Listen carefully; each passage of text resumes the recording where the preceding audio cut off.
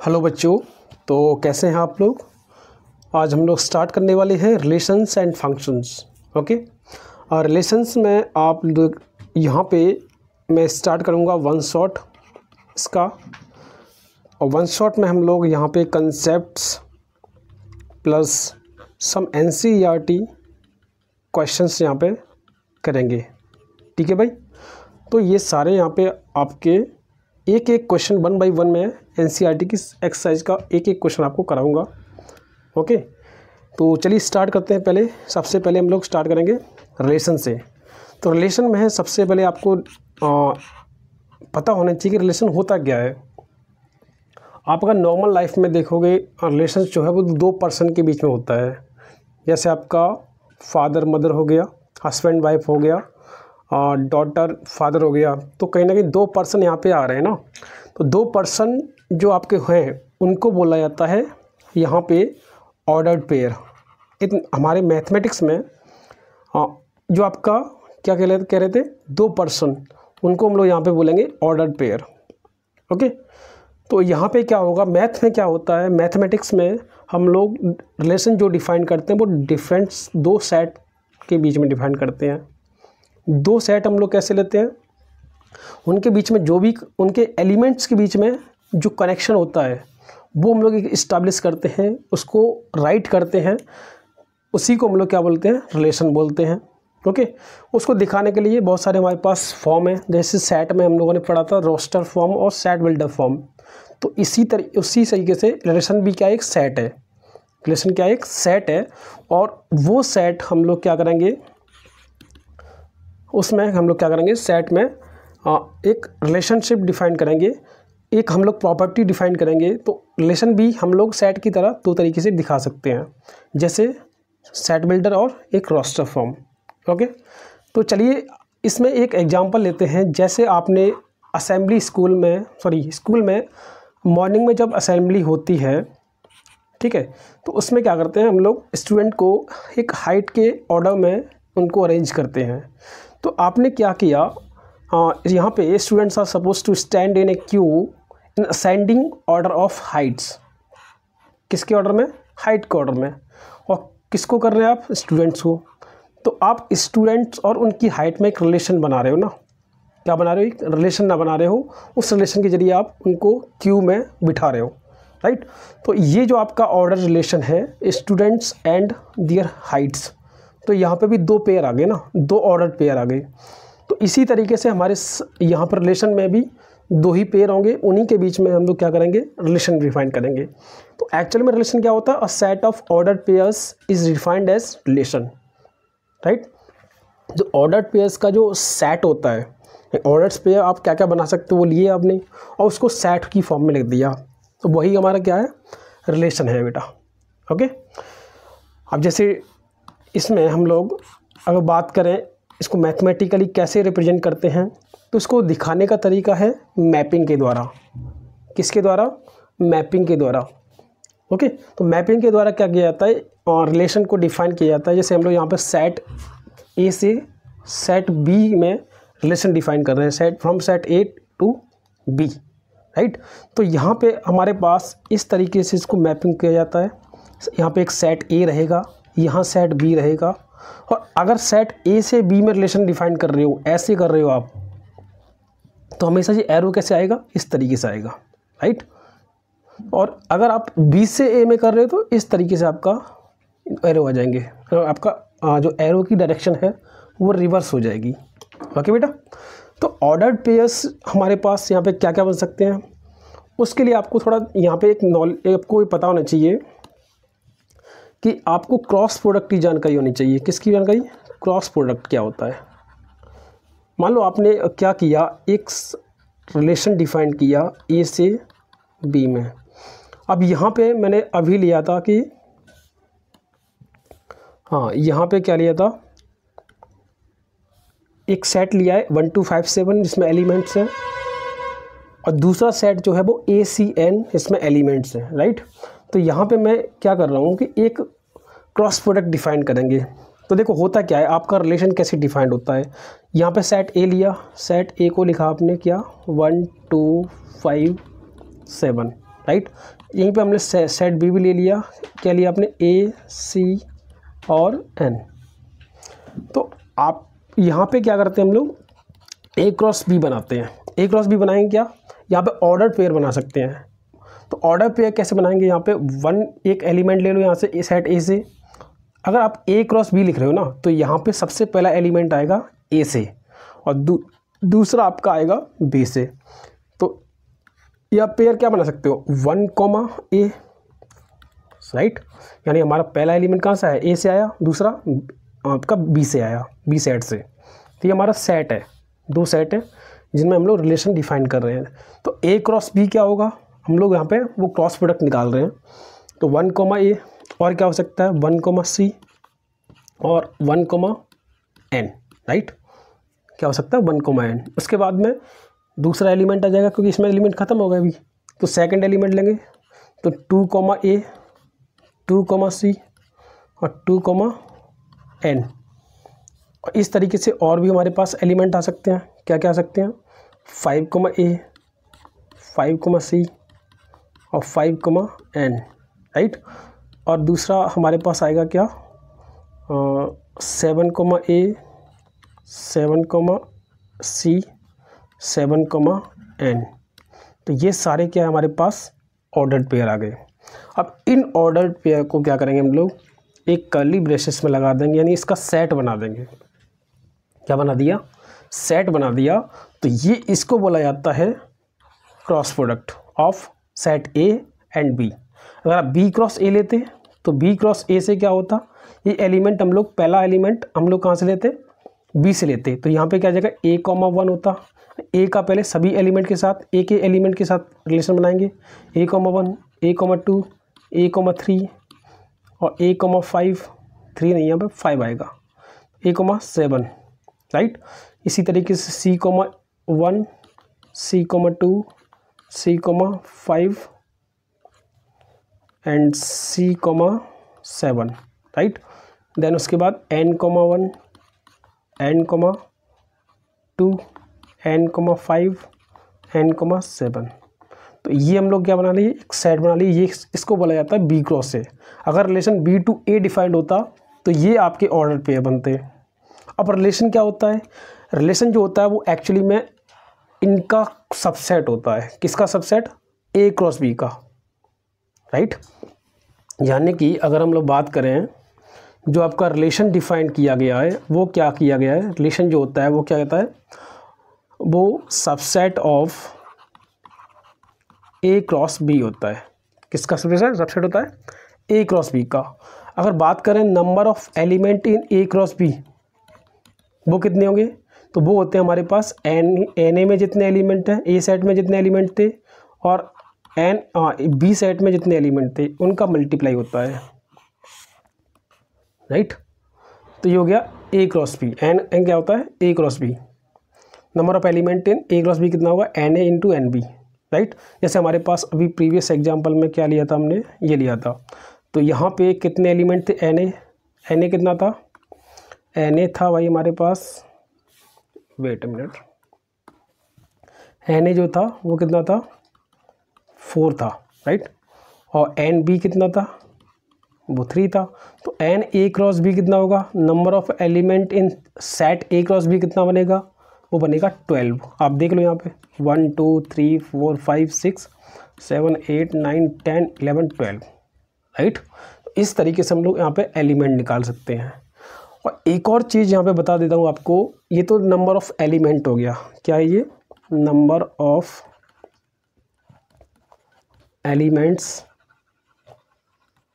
In A cross B, right. अगर बात करें यहाँ पे किसकी, सबसेट की, तो number of subset of A cross B, वो कितना होगा, जितना इसमें एलिमेंट है, यानी कि इसमें एलिमेंट एन है, एन ए क्रॉस बी है, तो उसका सबसेट कितने होंगे, 2 की power n time n of A cross B. यानी कि हमारे प्रीवियस एग्जाम्पल में कितने हो जाएंगे, 2 की पावर 12। यानी कि इतने सबसेट होंगे, इतने हम लोग रिलेशन फिर डिफाइन कर सकते हैं, सही है। तो इसको आपको ध्यान में रखना है, ओके बेटा। तो चलिए हम लोग कहाँ पे चल रहे थे अभी, हाँ, तो ये हम लोग डिफ़ाइन किए थे। तो यहाँ पे हम लोगों ने क्या किया कि एक रिलेशन डिफ़ाइन किया। रिलेशन क्या होगा, सबसेट था। तो देखो यहाँ पे हमारे पास ये जो एलिमेंट्स आए, ये जो एलिमेंट्स आए, राइट, वेट ए मिनट, हाँ, 1,c 2,n 5,a 7,n, ये भी क्या एक एलिमेंट्स हैं। तो ये क्या होगा, एक उसका सबसेट हो गया जो हमने अभी A क्रॉस B बनाया था, राइट। तो A क्रॉस B का ये क्या है, सबसेट है। इसी को हम लोग क्या डिफ़ाइन कर रहे हैं, रिलेशन डिफ़ाइन कर रहे हैं, ठीक है बेटा। तो यहाँ पे 1 का जो इमेज है, अब देखो यहाँ पे ये भी ध्यान रखना कि 1 का जो इसको इमेज बोलते हैं, क्या बोलते हैं इसको, इमेज। 1 का जो इमेज है C है, 2 का इमेज N है, 5 का इमेज A है, 7 का इमेज N है, ठीक है। अब ध्यान रखना यहाँ पे डोमेन क्या होता है। आपने एक रिलेशन डिफ़ाइन किया, ये हमारे पास रिलेशन था। तो रिलेशन क्या था हमारा यहाँ पे, 1,c, 2,n and 5,a 7,n, ये हमारा एक सबसेट है A क्रॉस B का। इसी को हम लोग रिलेशन डिफ़ाइन कर रहे हैं। तो रिलेशन में आप जहाँ पे ये वाले जो एलिमेंट है, फर्स्ट एलिमेंट, सभी ऑर्डर पेयर में फर्स्ट जो एलिमेंट होते हैं उन सभी एलिमेंट का सेट जो होता है वो डोमेन कहलाता है। तो यहाँ पे देखोगे 1 2 5 7 सेट 1 2 5 7 क्या रिप्रेजेंट कर रहा है, डोमेन कर रहा है। और यहाँ पे जो सेकंड एलिमेंट है, सेकंड जो एलिमेंट है वो क्या डिफ़ाइन करेगा, यहाँ पे वो रेंज होता है इसका, रिलेशन का, किसका, रिलेशन का रेंज होता है। तो यहाँ पे C N A N दोबारा आ गया, उसको एक ही बार काउंट करेंगे। तो A C N ये क्या दिखा रहा है हमारे पास, वो दिखा रहा है रेंज दिखा रहा है बेटा, ठीक है। वो क्या दिखा रहा है, रेंज दिखा रहा है। तो इस तरीके से इसको सेट को डिफ़ाइन किया जाता है। तो रिलेशन इस तरीके से डिफ़ाइन करते हैं। रिलेशन जो होता है वो A क्रॉस B का सबसेट होता है, किसका, A क्रॉस B का सबसेट। तो कभी कभी हमारे पास क्या रहेगा, आपको ध्यान में रखना है कि कभी कभी हमारा जो रिलेशन है वो खुद में ही डिफ़ाइंड होता है, A में ही डिफ़ाइंड होता है, सारे एलिमेंट A से लिए जाते हैं। तो वहाँ पर रिलेशन जो आएगा वो A क्रॉस A का सबसेट होगा, ठीक है बेटा। किसका सबसेट होगा, वो A क्रॉस A का सबसेट होगा। अब बात कर लेते हैं यहाँ पे types of relation. Types of relation यहाँ पे N होगा ये, ठीक है। टाइप्स ऑफ रिलेशन क्या होगा, एम्प्टी या वॉइड रिलेशन। सब फर्स्ट है हमारे पास एम्प्टी या void relation, second universal relation होता है, एक आइडेंटिटी रिलेशन आता है, ठीक है। उसके बाद एक जो आपका इम्पॉर्टेंट है इक्विवेलेंस रिलेशन। इक्विवेलेंस रिलेशन में आपको ध्यान रखना है, ये सारे टाइप आपकी इम्पॉर्टेंट है, ये सारे आपको आने चाहिए निकालना। किसी भी क्वेश्चन में आपको रिफ्लेक्सिव रिलेशन निकालना है, मतलब रिफ्लेक्सिव रिलेशन है कैसा रिलेशन है ये, ठीक है, उसको पहचानना आना चाहिए आपको, ठीक है बेटा। तो उसको सारी आपको एक एक चीज़ मैं आपको बताऊंगा, वो भी इजी वे में, ठीक है। तो चलिए नेक्स्ट पे चलते हैं हम लोग। सबसे पहले स्टार्ट करेंगे यहाँ पे हम लोग क्या चीज़, एम्प्टी रिलेशन। क्या चीज़, एम्प्टी रिलेशन।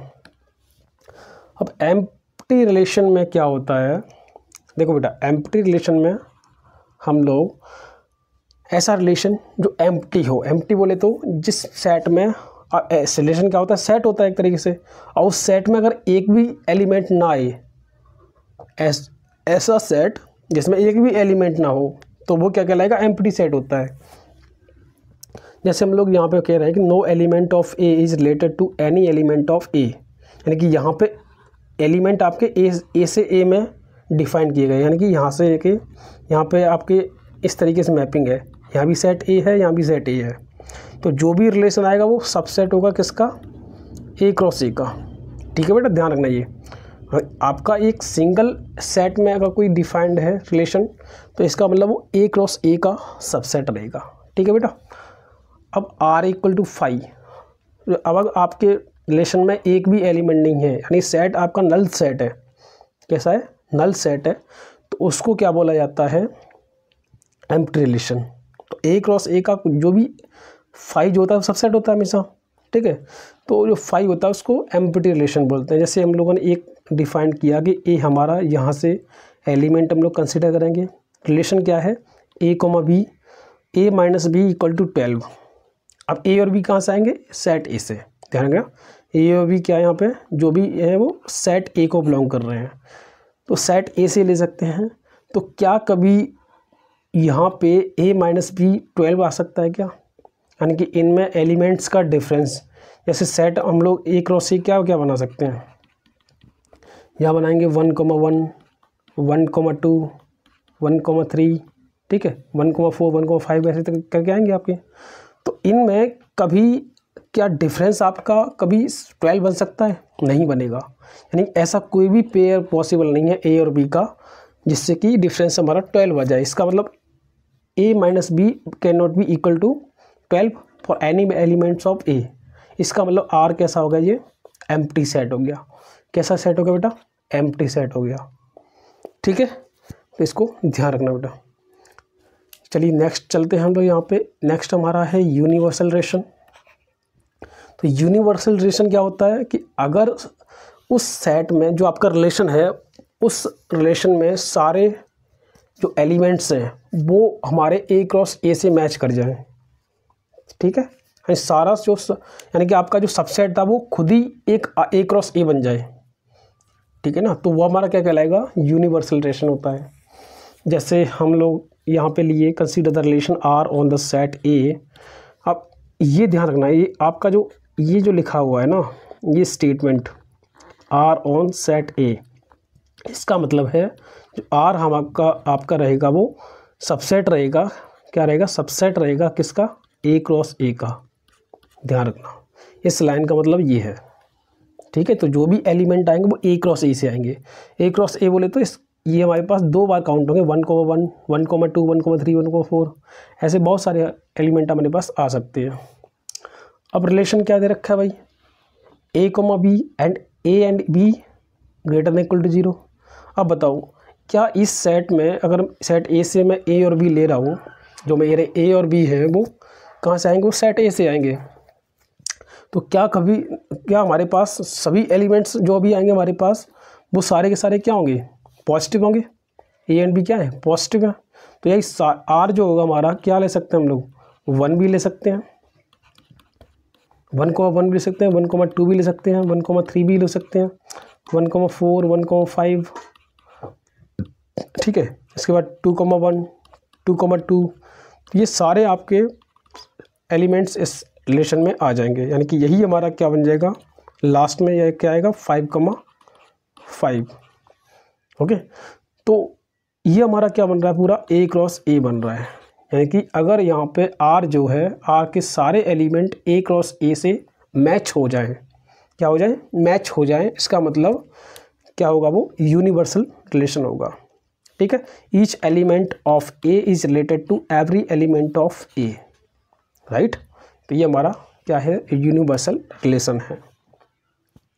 नेक्स्ट देखते हैं बेटा आइडेंटिटी रिलेशन। तो आइडेंटिटी रिलेशन में क्या होता है कि कोई अगर एलिमेंट खुद से ही रिलेटेड हो, तो वो होता है आइडेंटिटी रिलेशन।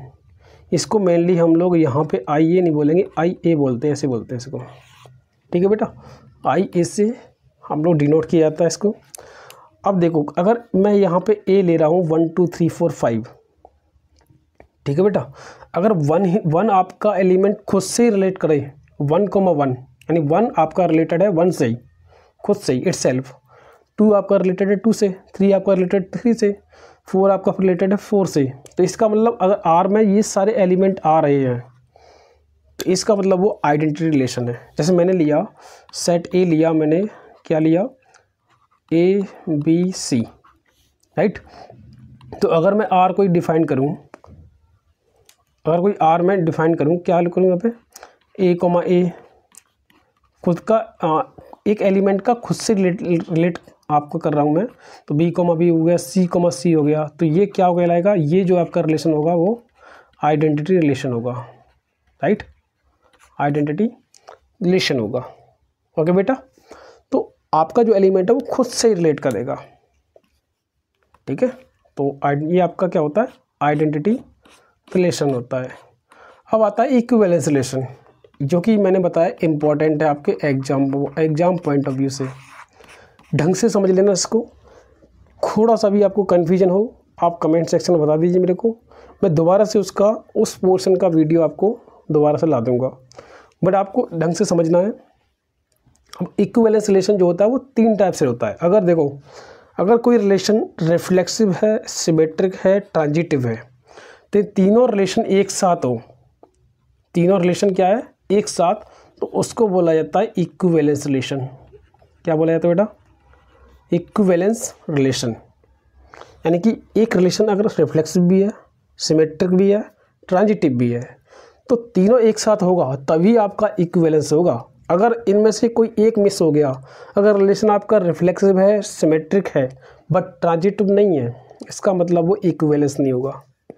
ठीक है बेटा, तो तीनों के तीनों इसमें आने चाहिए।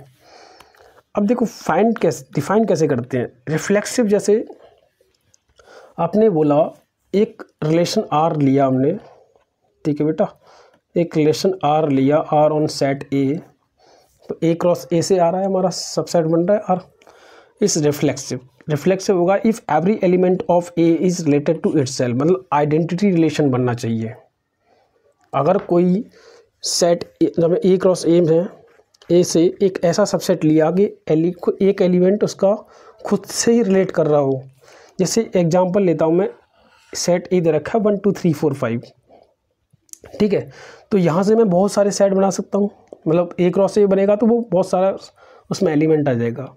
बट अगर मैं उसमें रिलेशन देखूंगा तो वो एक सबसेट बनेगा, तो कहीं ना कहीं एक मैं 1, 1, 2, 2, 3, 3, 4, 4 एक एक्स्ट्रा और एलिमेंट ले लिए 2, तो ये क्या बनेगा?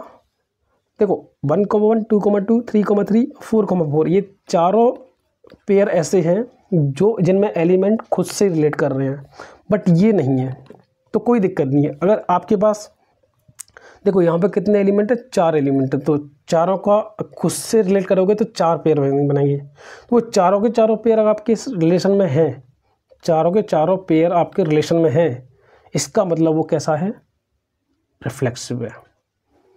बाकी जो आपके पास एक्स्ट्रा है वो कोई दिक्कत नहीं है, ये हमारे एक्स्ट्रा हैं, कोई दिक्कत नहीं है, बट ये चारों के चारों होने चाहिए, ठीक है ना। अब देखो मैंने एक R1 लिया तो ये आपका क्या बन गया, रिफ्लेक्सिव बन गया, बट एक और R2 लिया जिसमें 1 1 है, 2 2 है, 4 4 है, 1 3 1 4 ले लिया, कोई दिक्कत नहीं, बट यहाँ पे एक चीज़ मिसिंग है, कौन सी? 1 का एलिमेंट 1 के साथ हो गया, 2 का 2 के साथ हो गया, 3 का नहीं हुआ, 3 का एलिमेंट 3 के साथ रिलेट नहीं हुआ, इसका मतलब ये आपका रिफ्लेक्सिव नहीं बन सकता। भले इसमें सेम है, ए कॉमा ए है, बट 1 1 है, 2 2 है, 3 3 नहीं है, इसमें क्या है, 3 3 आपका पेयर नहीं है, इसका मतलब यहाँ पे ये रिफ्लेक्सिव नहीं होगा, नॉट ए रिफ्लेक्सिव। ध्यान रखना बेटा, इसमें जितने भी सारे एलिमेंट आपके जो आपका रिलेशन है वो सेट ए से आना चाहिए। अब सेट ए में जितने भी एलिमेंट्स हैं उनके सारे पेयर बना लो आइडेंटिटी रिलेशन से। अब वो सारे पेयर आप उसमें डाल दो, अगर वो पेयर बन जाए आपके हैं उसमें, इसका मतलब वो आपका रिफ्लेक्सिव है, अदरवाइज़ नहीं होगा। ठीक, अगर यहाँ 1 3 1 4 नहीं होता तो भी आपका क्या होता है, ये क्या होता है, आइडेंटिटी रिलेशन होता है, हो जाता, रिफ्लेक्सिव हो जाता है, राइट। ठीक है ना, तो यहाँ पे अगर एक पेयर भी नहीं हुआ तो उसकी वजह से क्या होगा, ये रिफ्लेक्सिव नहीं होगा, ध्यान रखना बेटा। अब देखो यहाँ पे अगर बात करें, देखो मैं अगर एग्जांपल एक और लेता हूँ, जैसे मेरे पास सेट ए है, सेट ए दे रखा है 1 2 3 1 2 3, या फिर ऐसे ले लो आप ए बी सी, राइट। अब मैं अगर एक रिलेशन डिफाइन कर रहा हूँ, जैसे ए कॉमा ए लिखा मैंने, ए कॉमा बी लिखा, बी कॉमा बी लिखा, एंड बी कॉमा सी लिखा, सी कॉमा सी लिखा, सी कॉमा ए लिखा। दूसरा लिख रहा हूँ मैं R1 R2, ए कॉमा ए, B comma B, C comma सी। तीसरा रिलेशन लिख रहा हूँ मैं ए कॉमा ए कॉमा सी कॉमा ए। ध्यान देना, अभी यहाँ पे अगर मैं बात करूँ, यहाँ पे कितने एलिमेंट है, 3 एलिमेंट सेट ए में, तो आर मेरा जो आएगा वो R is defined on set A, ठीक है, तो यानी ए क्रॉस ए से हमारा सबसेट बनेगा। अब ये सारे सब जो आपके रिलेशन बनाए मैंने, सारे आपके ए क्रॉस ए के सबसेट हैं। अब यहाँ पे ध्यान रखना बेटा कि यहाँ पे ए, अगर एलिमेंट ए है तो ए का ए के साथ रिलेशन, बी के बी के साथ, सी का सी के साथ। अगर वो सारे के सारे किसी रिलेशन में प्रेजेंट हैं, अगर वो सारे के सारे किसी रिलेशन में प्रेजेंट हैं, इसका मतलब वो रिलेशन कैसा होगा, रिफ्लेक्सिव होगा। जैसे ए कोमा ए, B comma B, C comma C यहाँ पे है, इसका मतलब ये रिफ्लेक्सिव है। बट अगर यहाँ पे देखूँ मैं, अब यहाँ पे एक्स्ट्रा भी आ रहा है ना, कोई दिक्कत नहीं है, उससे कोई दिक्कत नहीं है, बट आपके पास ये 3 पेयर मिलने चाहिए। अगर यहाँ पे ए कोमा ए, B comma B, C comma C direct है तो ये तो सीधा सीधा आइडेंटिटी रिलेशन बन जाएगा और ये रिफ्लेक्सिव भी होगा, ठीक है ना बेटा। बट ये आइडेंटिटी रिलेशन नहीं है बेटा, ध्यान रखना, ये आइडेंटिटी रिलेशन नहीं है, ठीक है। ये ओनली रिफ्लेक्सिव है। रिफ्लेक्सिव बोले तो ए कोमा ए, B comma B, C comma C, सारे जितने पेयर पॉसिबल हैं वो सारे के सारे रिप्रेजेंट हैं इसमें। अब यहाँ देखोगे ए कोमा ए तो है, बी कोमा बी नहीं है, ठीक है, सी कोमा सी नहीं है, ये दोनों पेयर नहीं है, इसका मतलब ये रिफ्लेक्सिव नहीं है, राइट, रिफ्लेक्सिव नहीं है। ओके, तो ये चीज़ आपको ध्यान रखनी बेटा, ठीक है। तो रिफ्लेक्सिव हो गया। अब बात करते हैं एक बार सिमेट्रिक की, किसकी, सिमेट्रिक रिलेशन की। तो वहाँ पे तो हो गया क्या हमारा, सारे जो पेयर आपके आइडेंटिटी रिलेशन बन रहे थे वो सारे के सारे मिलने चाहिए, ठीक है। अब ध्यान देना, a relation R on set A, R on set A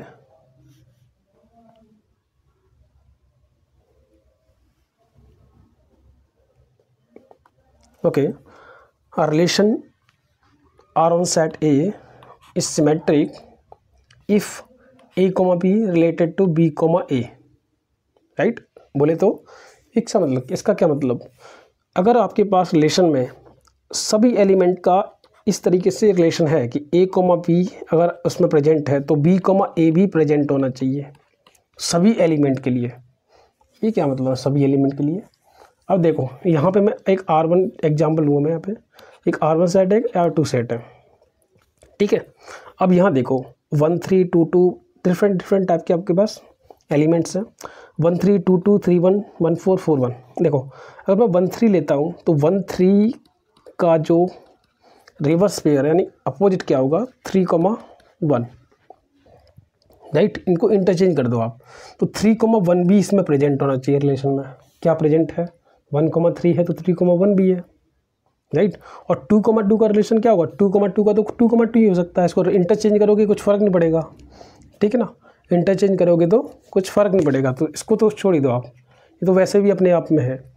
अब 1 4 लिया तो 1 4 का पेयर क्या बनना चाहिए, उसका पेयर 4 1 जो है रिलेशन में प्रेजेंट होना चाहिए। तो 1 4 है तो 4 1 भी है हमारे पास। इसका मतलब R1 जो है वो सिमेट्रिक है। क्या बोला, सिमेट्रिक है। क्यों, क्योंकि सारे एलिमेंट्स का अगर आप इंटरचेंज करोगे तो वो सारा पेयर उसमें प्रेजेंट होगा। अगर R2 में लेता हूँ, R2 में 1 3 है, क्या 3 1 भी है, बिल्कुल है। 2 2 है तो 2 2 का तो 2 2 होता है। 1 4 है, 1 4 का 4 1 होना चाहिए, तो भाई ये है नहीं है, ये इसका पेयर, इसका जो इंटरचेंज करके जो पेयर बन रहा है वो यहाँ पे नहीं है, राइट। तो अगर उसमें एक भी एलिमेंट का पेयर नहीं हुआ तो बेटा ध्यान रखना वो सिमेट्रिक नहीं होगा। क्या बोला मैंने, अगर आपके पूरे रिलेशन में किसी एक एलिमेंट का भी जो आपका रिवर्स पेयर होता है वो नहीं है तो इसका मतलब वो रिलेशन सिमेट्रिक नहीं है, ठीक है बेटा।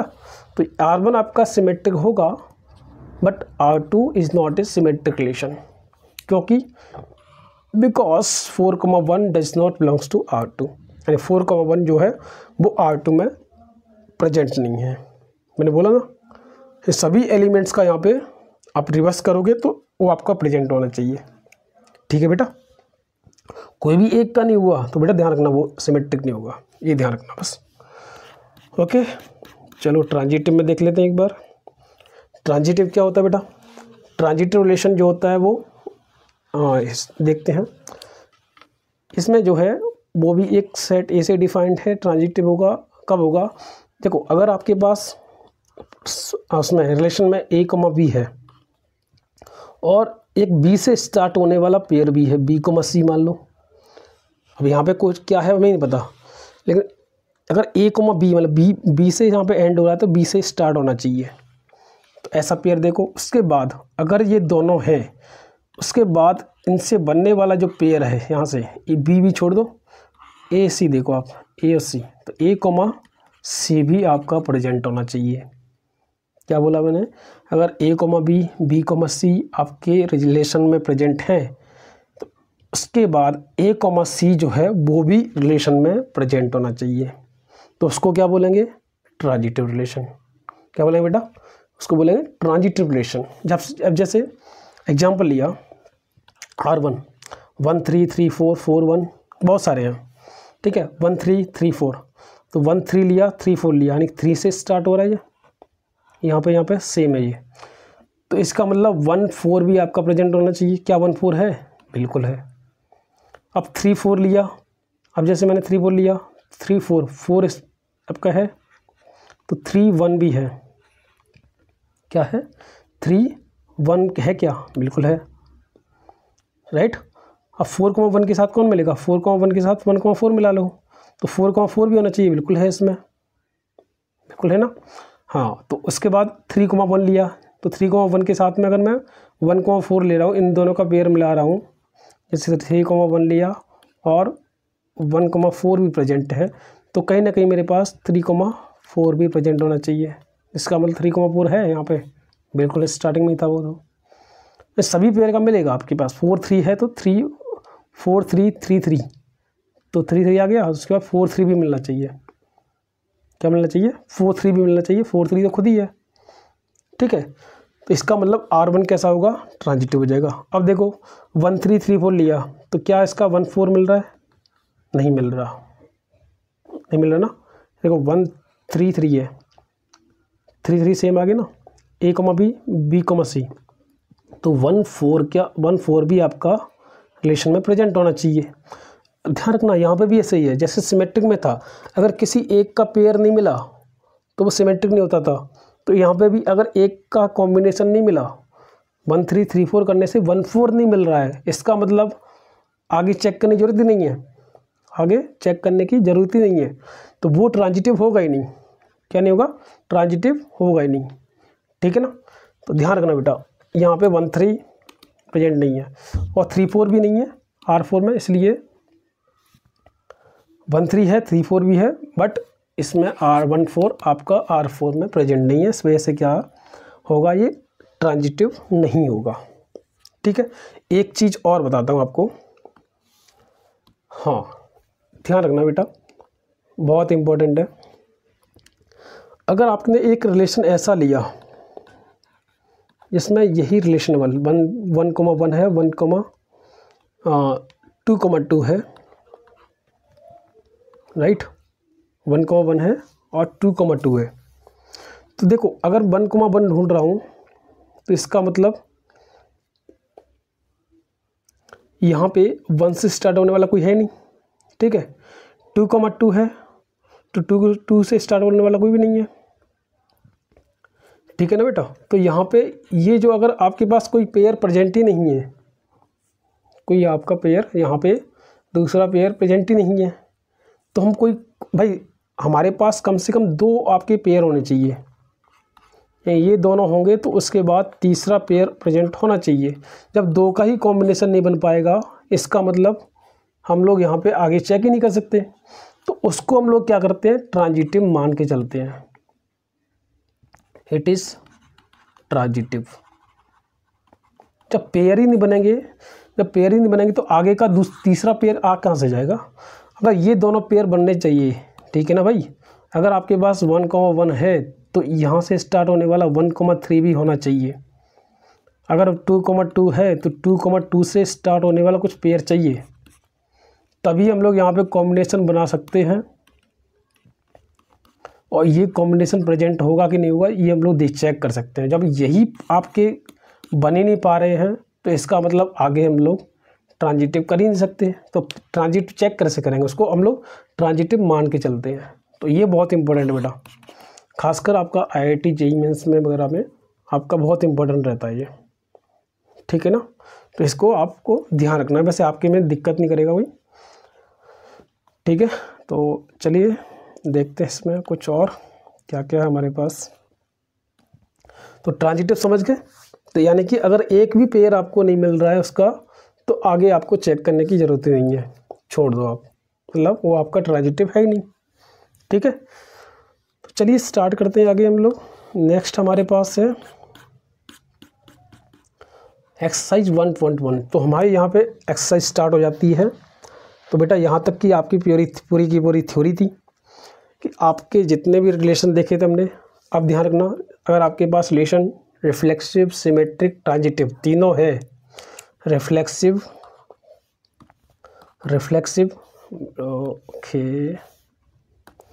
रिफ्लेक्सिव सिमेट्रिक और ट्रांजिटिव तीनों है, तभी आपका इक्विवेलेंस रिलेशन होगा ये, ठीक है बेटा। तो इसको आपको ध्यान रखना है।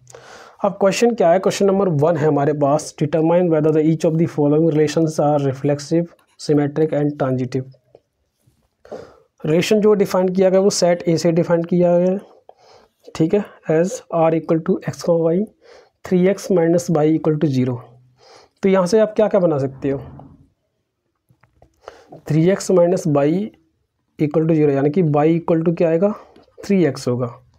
तो अगर आपने यहाँ पे लिया, मैं आपको रिलेशन बना रहा हूँ यहाँ पे, जैसे x की वैल्यू मैंने यहाँ से ले सकता हूँ मैं, तो 1 ली मैंने, क्या लिए 1, तो y का वैल्यू क्या मिलेगा, 3 मिल सकता है। x की वैल्यू 2 मिली, तो y का वैल्यू क्या मिलेगा, 6 मिलेगा, ठीक है। और x की वैल्यू अगर मैंने ली 3, तो y का वैल्यू 9 मिलेगा। इसी तरीके से 3 लिया मैंने, 4 लिया x का वैल्यू, तो y का वैल्यू क्या मिलेगा, 12 मिलेगा, राइट। और उसके बाद में अगर 5 लेता हूँ तो 5 का वैल्यू 15 मिलेगा, जो कि हमारे पास a से, मतलब आपका y का वैल्यू भी क्या होना चाहिए, सेट a से मिलना चाहिए। तो अगर मैं यहाँ पे 5 डालता हूँ तो इसमें 15 मिलेगा, 15 आपका इसमें प्रेजेंट ही नहीं है सेट ए में, तो इसका मतलब ये नहीं हो सकता आगे, ठीक है।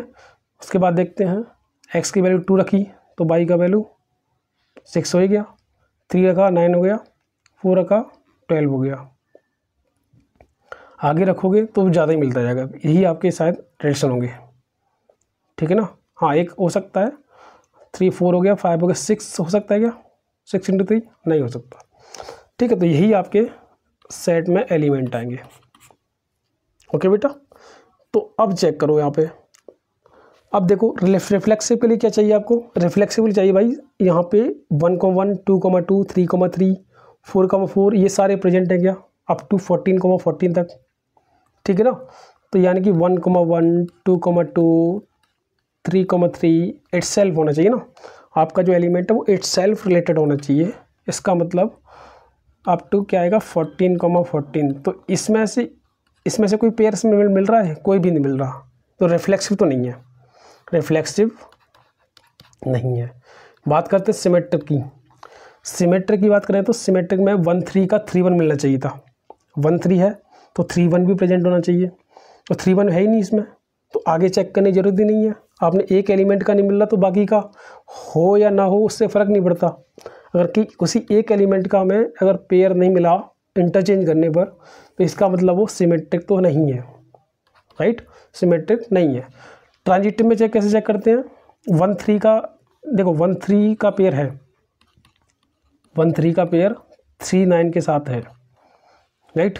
तो इसका मतलब 1 9 भी प्रेजेंट होना चाहिए, 1 9 भी आपका आर में आना चाहिए, बट है ही नहीं वो, इसमें आर में प्रेजेंट है, 1,9 नहीं है, इसका मतलब वो ट्रांजिटिव भी नहीं है।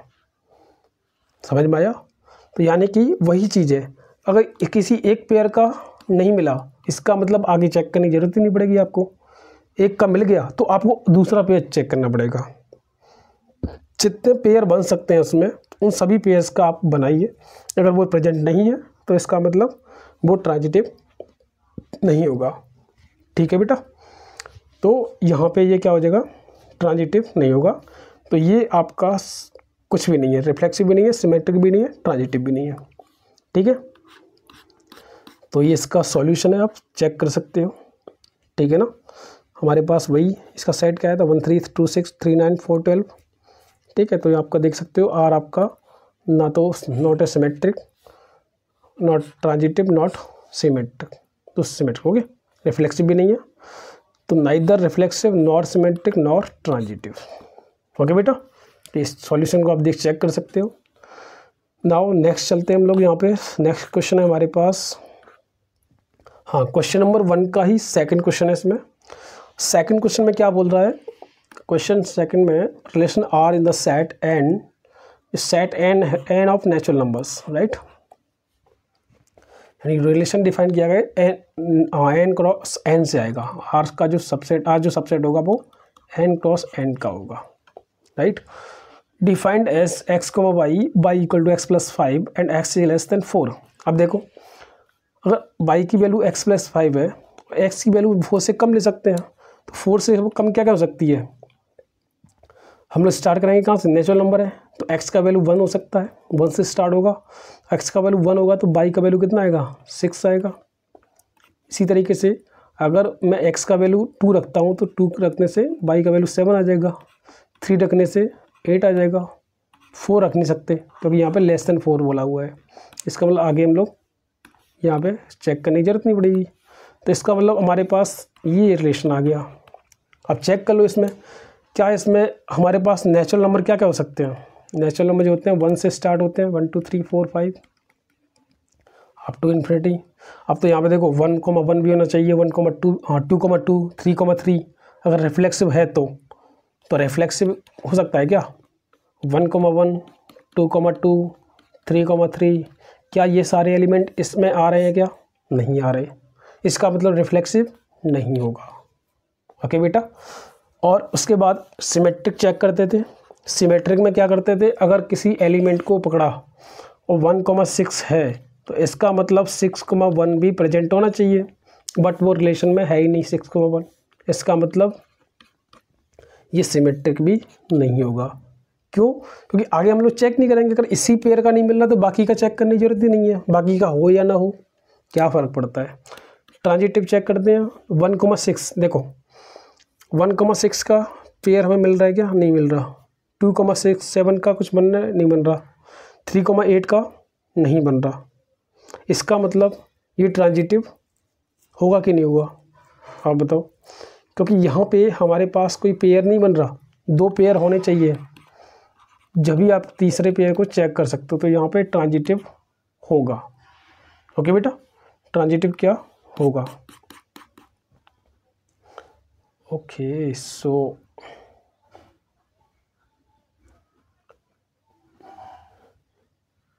वेट हम लोग यहाँ पे कुछ गड़बड़ कर रहे हैं। देखो यहाँ पे एक्चुअली में हो क्या रहा है, हमारे पास यहाँ बोला था कि आपके सेट में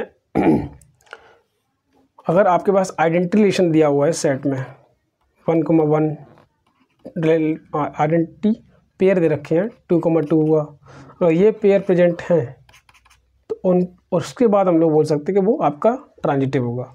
बट यहाँ पे ऑलरेडी हमारे पास 1,6 तो यहाँ पे कोई ऐसा पेयर है नहीं, ठीक है। तो यहाँ पे अगर इनका पेयर नहीं बन रहा है इसका मतलब वो ट्रांजिटिव नहीं होगा। ओके,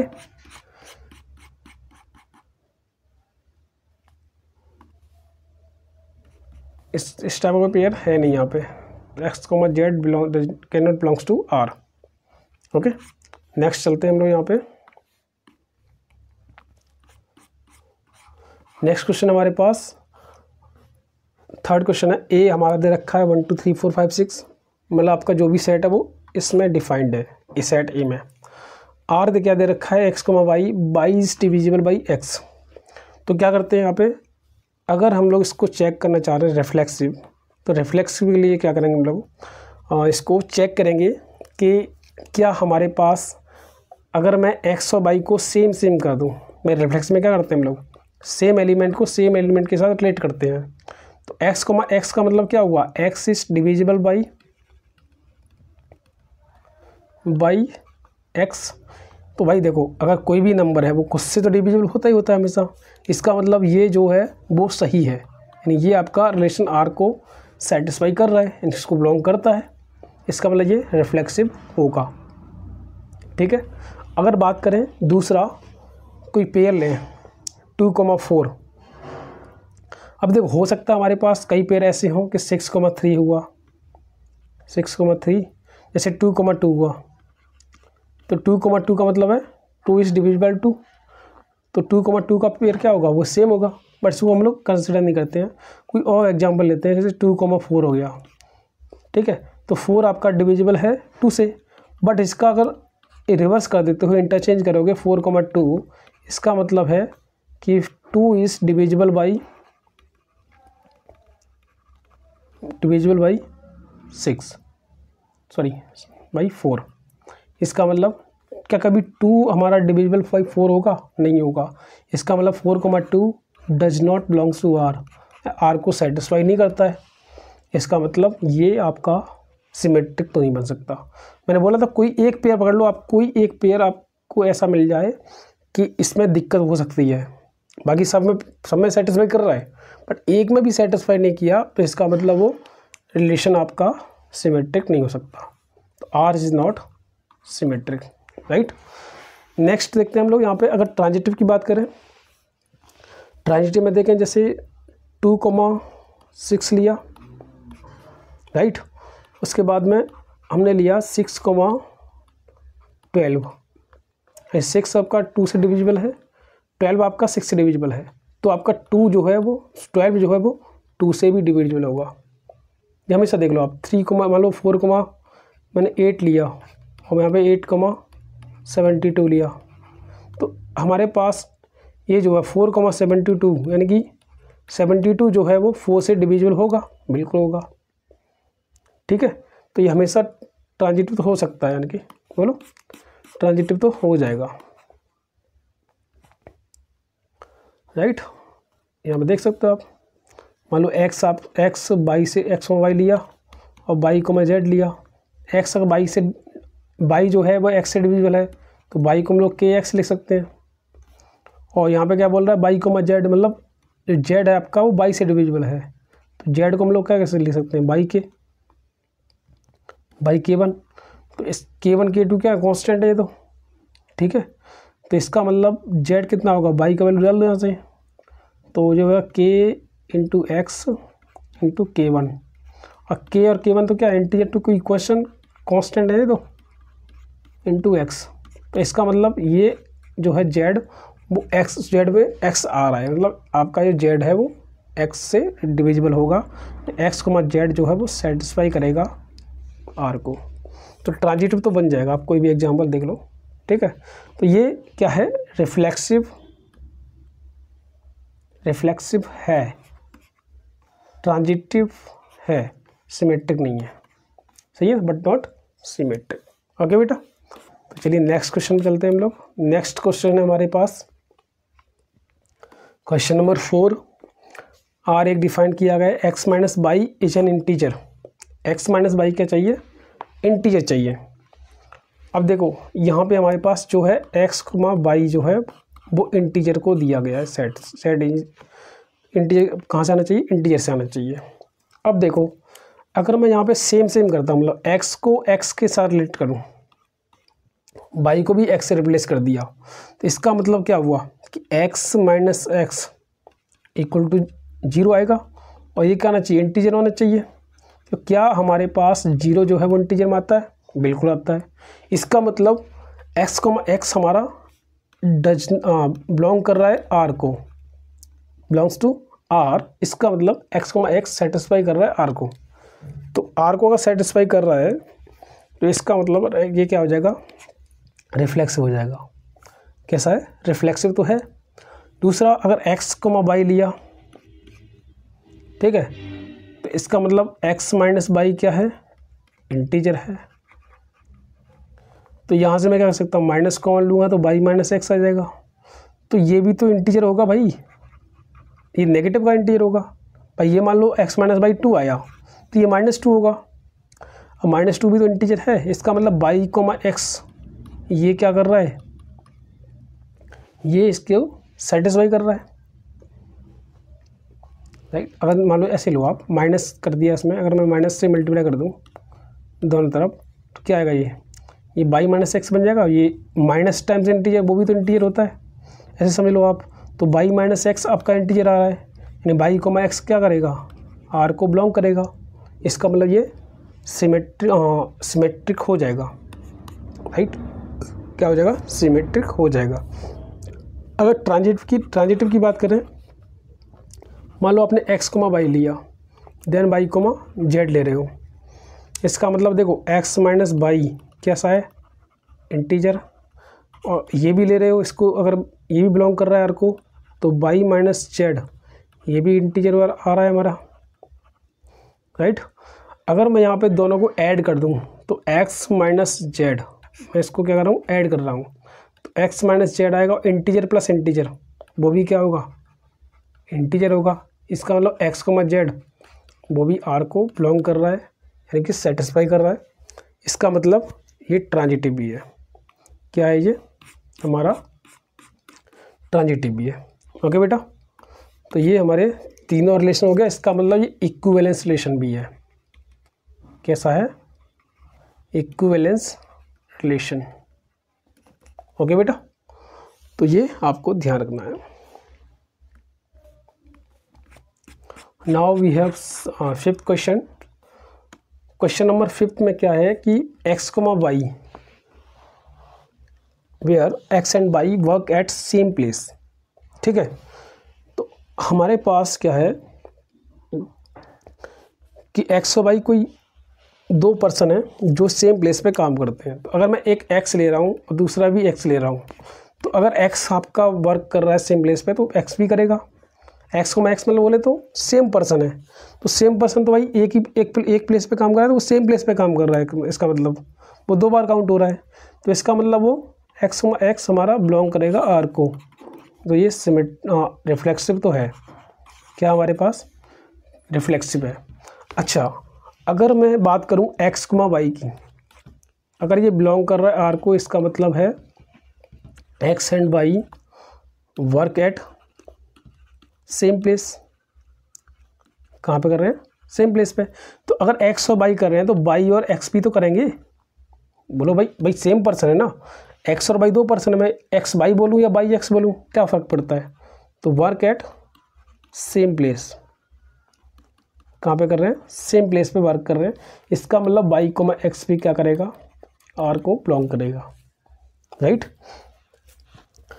तो यानी कि यह क्या हो जाएगा, सिमेट्रिक हो जाएगा। तो रिफ्लेक्सिव भी है, सिमेट्रिक भी है। बात करते हैं ट्रांजिटिव की।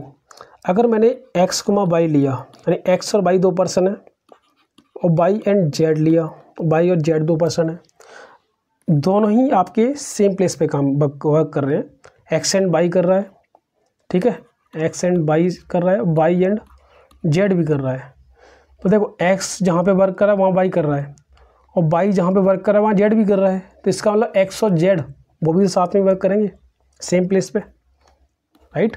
तो एक्स एंड जेड भी क्या करेंगे, सेम प्लेस पे वर्क करेंगे।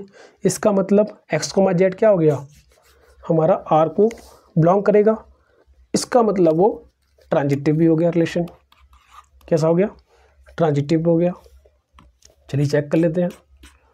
देखो ये रहा हमारा solution. X and y work at same place, x comma x belongs to R, reflexive भी है, सिमेट्रिक भी है, और यहाँ पे हमारा ये ट्रांजिटिव भी है। यानी कि ये कैसा हो गया, इक्विवेलेंस रिलेशन हो गया। ओके बेटा, नेक्स्ट हमारे पास है, हाँ, सेम लोकेलिटी। तो वही सेम टू सेम क्वेश्चन है भाई, सेम प्लेस लिख दो या सेम लोकेलिटी लिख दो, क्या दिक्कत है। सिमेट्रिक होगा, ट्रांजिटिव भी होगा, तीनों होगा, इसमें कोई दिक्कत ही नहीं है। अब देखो नेक्स्ट क्वेश्चन हमारे पास है, x is exactly 7 centimetre less than y. X जो है वो वाई से 7 सेंटीमीटर छोटा है, टॉलर है, सॉरी बड़ा है। तो it is not symmetric, reflexive नहीं है। क्यों नहीं है भाई, अब देखो आप एक्स कोमा एक्स कर दो, आप रिफ्लेक्सिव के लिए हम लोग क्या करते हैं, एक्स कोमा एक्स ले लेते हैं। अब क्या एक्स हमारा 7 सेंटीमीटर टॉलर देन एक्स हो सकता है, यानी खुद से ही आप, एक पर्सन ऐसा है कि 7 सेंटीमीटर टॉलर है, मतलब आप अपने से ही 7 सेंटीमीटर बड़ा है खुद ही, कैसे कह सकते भाई, नहीं हो सकता ना। तो ये स्टेटमेंट ट्रू नहीं होगा, यानी कि ये रिफ्लेक्सिव नहीं होगा। सही है। अब बात करते हैं सिमेट्रिक की। अगर मान लो x जो है वो आपने x, y लिया, तो इसका मतलब हुआ कि x जो है वो y से 7 सेंटीमीटर टॉलर है, यानी y + 7 होगा इसका वैल्यू। x का जो एज आएगा वो कितना आएगा, y + 7 आएगा। अच्छा, मैंने y(x) लिया, इसका मतलब y जो होगा वो x + 7 आ गया, तो ये तो उल्टा हो गया ना। तो ये दोनों इक्वेशन इक्वल थोड़ी ही है। अगर इक्वेशन इक्वल होती तो हम लोग बोल सकते थे कि ये हमारे पास क्या होगा, सिमेट्रिक हो जाएगा। राइट।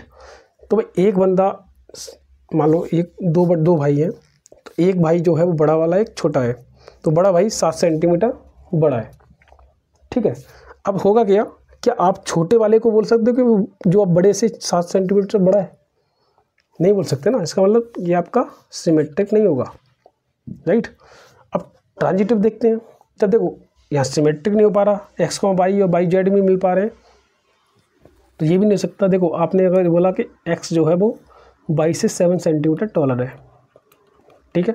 अब उसने बोला कि y is exactly taller than z, तो y इज़ एग्जैक्टली z + 7। ठीक है। अब देखो क्या यहाँ से हम लोग ये रिलेशन निकाल सकते हैं कि x जो है वो z + 7 आएगा? कभी नहीं निकाल सकते, क्योंकि अगर इसको दोनों को ऐड करोगे तो दोनों को ऐड करने से x + y = आएगा y + z + 14 आएगा। राइट।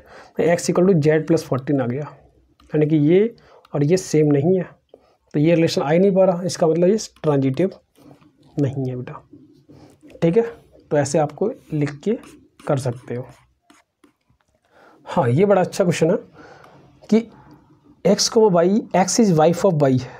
अब एक देखो, अब अगर रिफ्लेक्सिव चेक कर रहे हो तो उसके लिए आप x, x देखते हो, x को खुद से रिलेट करके देखते हो। क्या x is why of x, wife of x बोल सकते हो क्या? मतलब x आपका x का ही वाइफ है, खुद आपका खुद का वाइफ हो, कैसे हो सकते हो? नहीं हो सकते। इसका मतलब रिफ्लेक्सिव तो नहीं होगा। सिमेट्रिक की बात करते हैं। सिमेट्रिक में जैसे आपने लिया x, y, x is wife of y, तो x क्या हो गया, फीमेल हो गया, और जो आपका y है वो मेल हो गया। भाई एक हस्बैंड होगा ना, ऐसे तो नहीं मतलब कि दोनों ही फीमेल हो जाएं। तो एक आपका हस्बैंड होगा, एक वाइफ होगी, तो x इज वाइफ, मान लो x is wife of y, तो x आपका फीमेल हो गया, y आपका मेल हो गया। अब आपने y, x लिया, तो इसका मतलब y is wife of x, तो y आपका ऑलरेडी मेल था, उसको दोबारा आप फीमेल बना रहे हो, तो ये तो आप नेचर के साथ गड़बड़ कर रहे हो ना आप तो ऐसा तो पॉसिबल नहीं है। इसका मतलब सिमेट्रिक तो नहीं होगा। ठीक है, सिमेट्रिक नहीं है तो ट्रांजिटिव भी नहीं होगा भाई, सीधी सी बात। देखो x is wife of y and y can not B wife of anybody else. सही है ना। अगर x आपकी वाइफ, y की वाइफ है, तो y जो है आपका मेल हो गया। अब मेल जो है किसी का वाइफ हो सकता है क्या? y is wife of z, ऐसे कैसे पॉसिबल है? तो पूरा नेचर के खिलाफ हो रहा है। अब कैसा कैसा एग्जाम्पल लाते हैं यहाँ पे, कोई दिक्कत नहीं है। हाँ, ये भी एक सेम एग्जाम्पल है। x is father of y, आपने रिफ्लेक्सिव चेक किया, रिफ्लेक्सिव के लिए आपने x को x से रिलेटेड करके देखा कि x is father of x। भाई कैसे पॉसिबल है? आप खुद ही खुद के बाप बन रहे हो, ऐसे कैसे हो सकता है? तो x is father of x मतलब क्या? कुछ नहीं है। तो x can not B father of himself, नहीं हो सकता वो, तो रिफ्लेक्सिव नहीं होगा। सिमेट्रिक की बात करते हैं, x is father of y। ठीक है, अब x आपका सन हो गया, y क्या है, सॉरी x आपका फादर हो गया, y सन है। अब फिर बोल रहे हो कि आप y को x लो और y is father of x, अब बेटे को बाप बना रहे हो, तो ये थोड़ी हो सकता है ना। तो सिमेट्रिक भी नहीं होगा। ठीक है, सिमेट्रिक भी नहीं होगा। ट्रांजिटिव में चेक कर लो आप, x is father of y, मान लो आपका जो है x इज फादर है, ठीक है, y हो गया, तो y क्या हो गया, इसका सन हो गया। अब y is father of z हो सकता है, y का उसका भी पुत्र हो गया होगा। ठीक है, अब देखो क्या x आपका फादर ऑफ z हो सकता है? नहीं, जो ग्रैंड फादर होगा, क्या होगा वो? ग्रैंड फादर होगा, ना कि फादर। ठीक है, तो ये भी पॉसिबल नहीं है। तो ये क्या होगा, ये ट्रांजिटिव भी नहीं होगा। ओके बेटा, तो ये था हमारा क्वेश्चन नंबर ई। Now comes question number 2।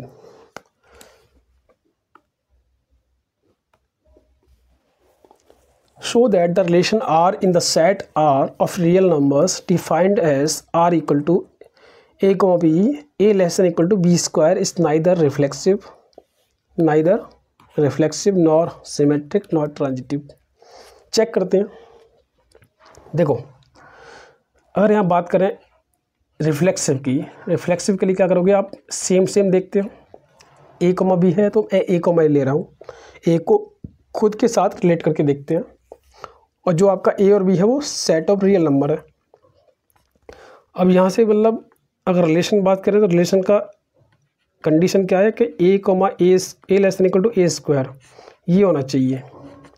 तो क्या ये कभी पॉसिबल है? देखो हाँ, ये पॉसिबल हो सकता है। देखो माइनस नहीं, जैसे -1 कोमा -1 लिया, ठीक है, तो -1 जो है वो 1 से छोटा हो जाएगा, सही है। Less than equal to less than तो होगा ना, हो जाएगा। बट अगर आपने पॉजिटिव लिया ना 2,2, तब दिक्कत है। 2 लेस देन इक्वल टू 2 का स्क्वायर पॉसिबल ही नहीं है, नहीं हो जाएगा। 2 लेस देन इक्वल टू 2 का square 4, okay. A less than equal to b square है ना, तो यानी कि हाँ ये बन रहा है, ये भी बन रहा है, तो रिफ्लेक्सिव तो होना चाहिए ना ये।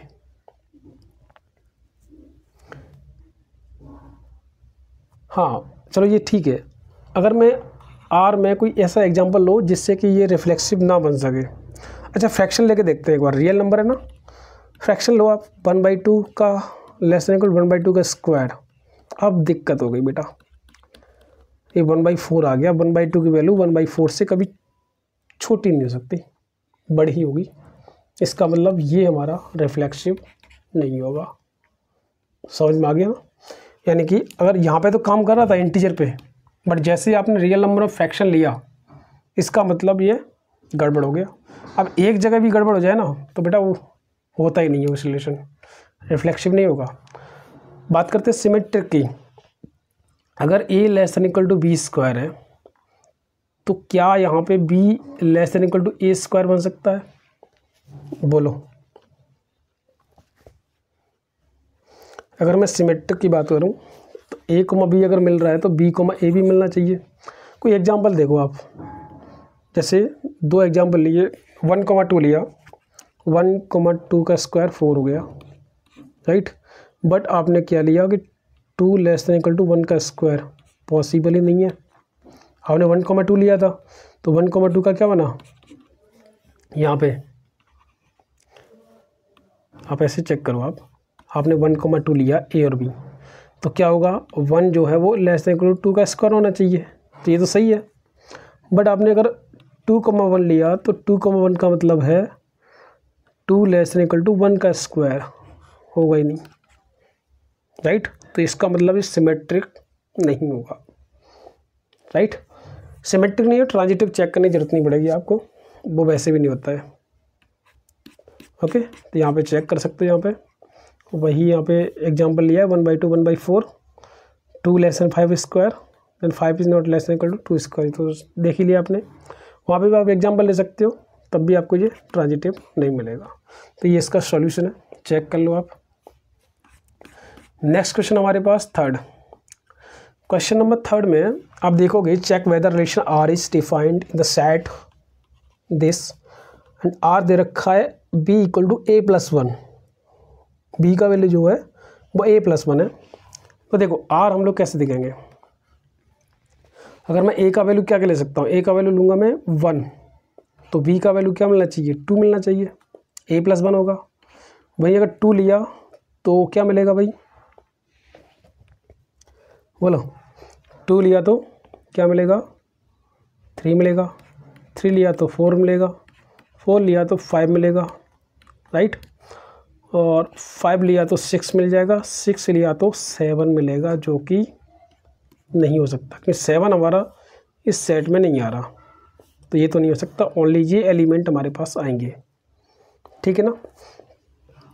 तो ये रिलेशन बनेगा हमारे पास। अब देख लो आप इसमें क्या ये सिमेट्रिक है, ट्रांजिटिव है कि नहीं है। रिफ्लेक्सिव देखो, रिफ्लेक्सिव के लिए 1 1 2 2 3 3 4 4 5 5 6 6 होने चाहिए, यहाँ पे है नहीं है, रिफ्लेक्सिव नहीं होगा। समझ में आया। अब चेक करते हैं सिमेट्रिक। अब देखो एक पकड़ लो, 1,2 है तो बेटा 2,1 मिलना चाहिए, है क्या? नहीं है, 2,1 नहीं है सेट में, इसका मतलब सिमेट्रिक नहीं होगा।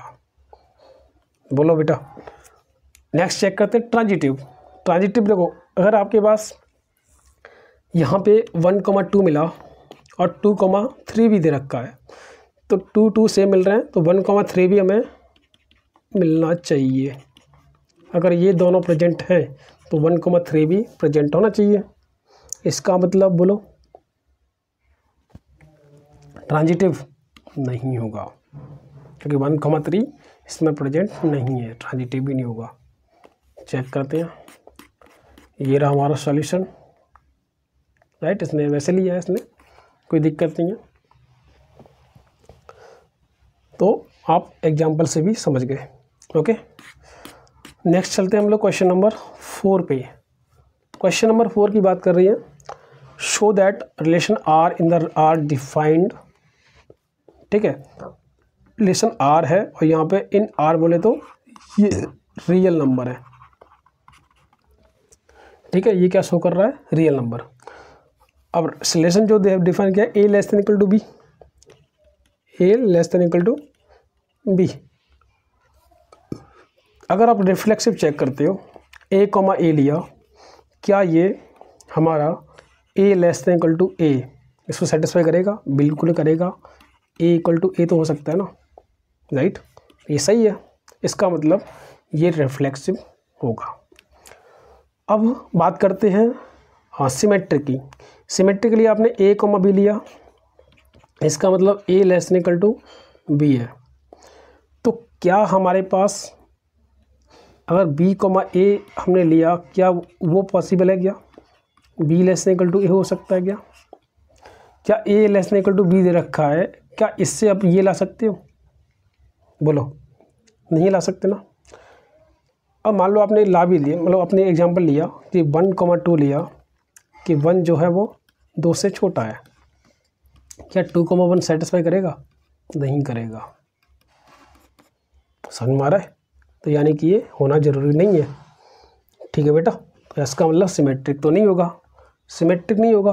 ट्रांजिटिव चेक कर लेते हैं, चलो ट्रांजिटिव भी चेक कर लेते हैं। हाँ, ट्रांजिटिव के लिए आप क्या करते हो, 3 पेयर 2 पेयर लेते हो, A comma B and B comma C. इसका मतलब क्या है ए कॉमा बी का, कि A less than equal to B है, इसका मतलब B less than equal to C होगा। अब देखो ए बी से बड़ा है, सॉरी बी ए से बड़ा है, उसके बाद सी बी से बड़ा है, तो कहीं ना कहीं सी जो है वो ए से भी बड़ा हो गया, सी जो है वो ए से भी बड़ा हो जाएगा। बोलो भाई, बराबर को हो सकता है जब ए और बी बराबर हो, बी और सी बराबर हो तो ए और सी बराबर हो जाएंगे, तो ये भी हो सकता है। इसका मतलब ए कॉमा सी आर को बिलोंग कर रहा है, राइट। तो इसका मतलब ये क्या हो जाएगा, ट्रांजिटिव हो जाएगा। ओके बेटा, तो चलिए चेक कर लो आप, ये इसका सॉल्यूशन है, आप इसको नोट कर लेना, आराम से देख लेना। ओके बेटा, चलिए नेक्स्ट क्वेश्चन चलते हैं, क्वेश्चन नंबर 5 पे। क्वेश्चन नंबर 5 में क्या दे रखा है, check whether the relation are in R defined as a less than equal to B cube. ये भी रियल नंबर है यहाँ पे, ठीक है बेटा, रियल नंबर में डिफाइंड किया गया है। अब बोल रहा है कि A less than equal to B cube. Check करो आप, अगर रिफ्लेक्सिव चेक करना चाहते हो तो इसका मतलब ए को less than equal to A cube होना चाहिए, जो कि कभी पॉसिबल नहीं होगा।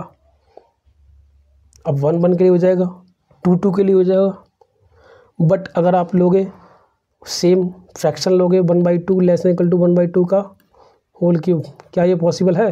नहीं होगा, सही है ना। तो रिफ्लेक्सिव नहीं होगा। सिमेट्रिक की बात करते हैं, देखो मैंने बोला था हर बार कि कोई एक आपको कमी मिल जाए ना, उस कमी के द्वारा हम लोग बोल सकते हैं कि ये रिफ्लेक्सिव नहीं है, सिमेट्रिक नहीं है, ट्रांजिटिव नहीं है। कोई एक पेयर मिल जाए आपको बस, अगर एक भी पेयर नहीं मिला इसका मतलब वो रिफ्लेक्सिव है। ठीक है बेटा। सिमेट्रिक की बात करते हैं। R is not symmetric. हाँ, सिमेट्रिक में A less than equal to B cube है, मान लो ए बी लिया, तो क्या यहाँ से हम लोग जो है b less than equal to A cube बोल सकते हैं? नहीं बोल सकते। जैसे आपने चेक किया 1/2 या 1 लिया, 1 less than equal to 2 cube, क्या आपके पास 2 less than equal to 1 cube बोल सकते हैं क्या? नहीं बोल सकते। इसका मतलब सिमेट्रिक नहीं होगा, राइट। देखो ट्रांजिटिव के लिए क्या करते हैं हम लोग यहाँ पे, ट्रांजिटिव के लिए हमें क्या चाहिए, ए और बी अगर बिलोंग करते हैं आर को तो ये रिलेशन होगा, A less than equal to B cube होना चाहिए और B less than equal to C cube होना चाहिए, राइट। अगर आप देखोगे यहाँ पे बहुत सारी वैल्यू सेटिस्फाई करेंगी। 2 जो है वो 3 के क्यूब से छोटा है, 3 जो है वो 4 के क्यूब से छोटा है, तो 2 कहीं ना कहीं 4 के क्यूब से छोटा होएगा। 2 और 4 क्या हो गए हमारे पास, बिलोंग कर रहे हैं आर को। बट एक और देखो, अगर आपने लिया 63 लिया, 63 क्या है 4 के क्यूब से छोटा है, और 4 जो है वो 2 के क्यूब से छोटा है। But 63 is not less than equal to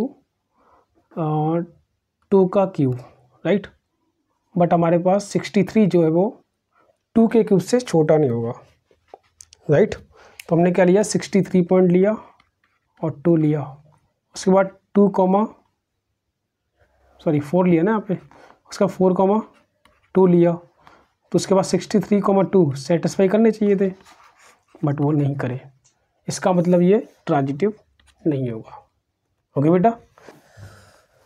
okay, question number 6 जो है हमारे पास, show that the relation are in the set 1 to 3 given by r equal to this is symmetric but neither reflexive nor transitive।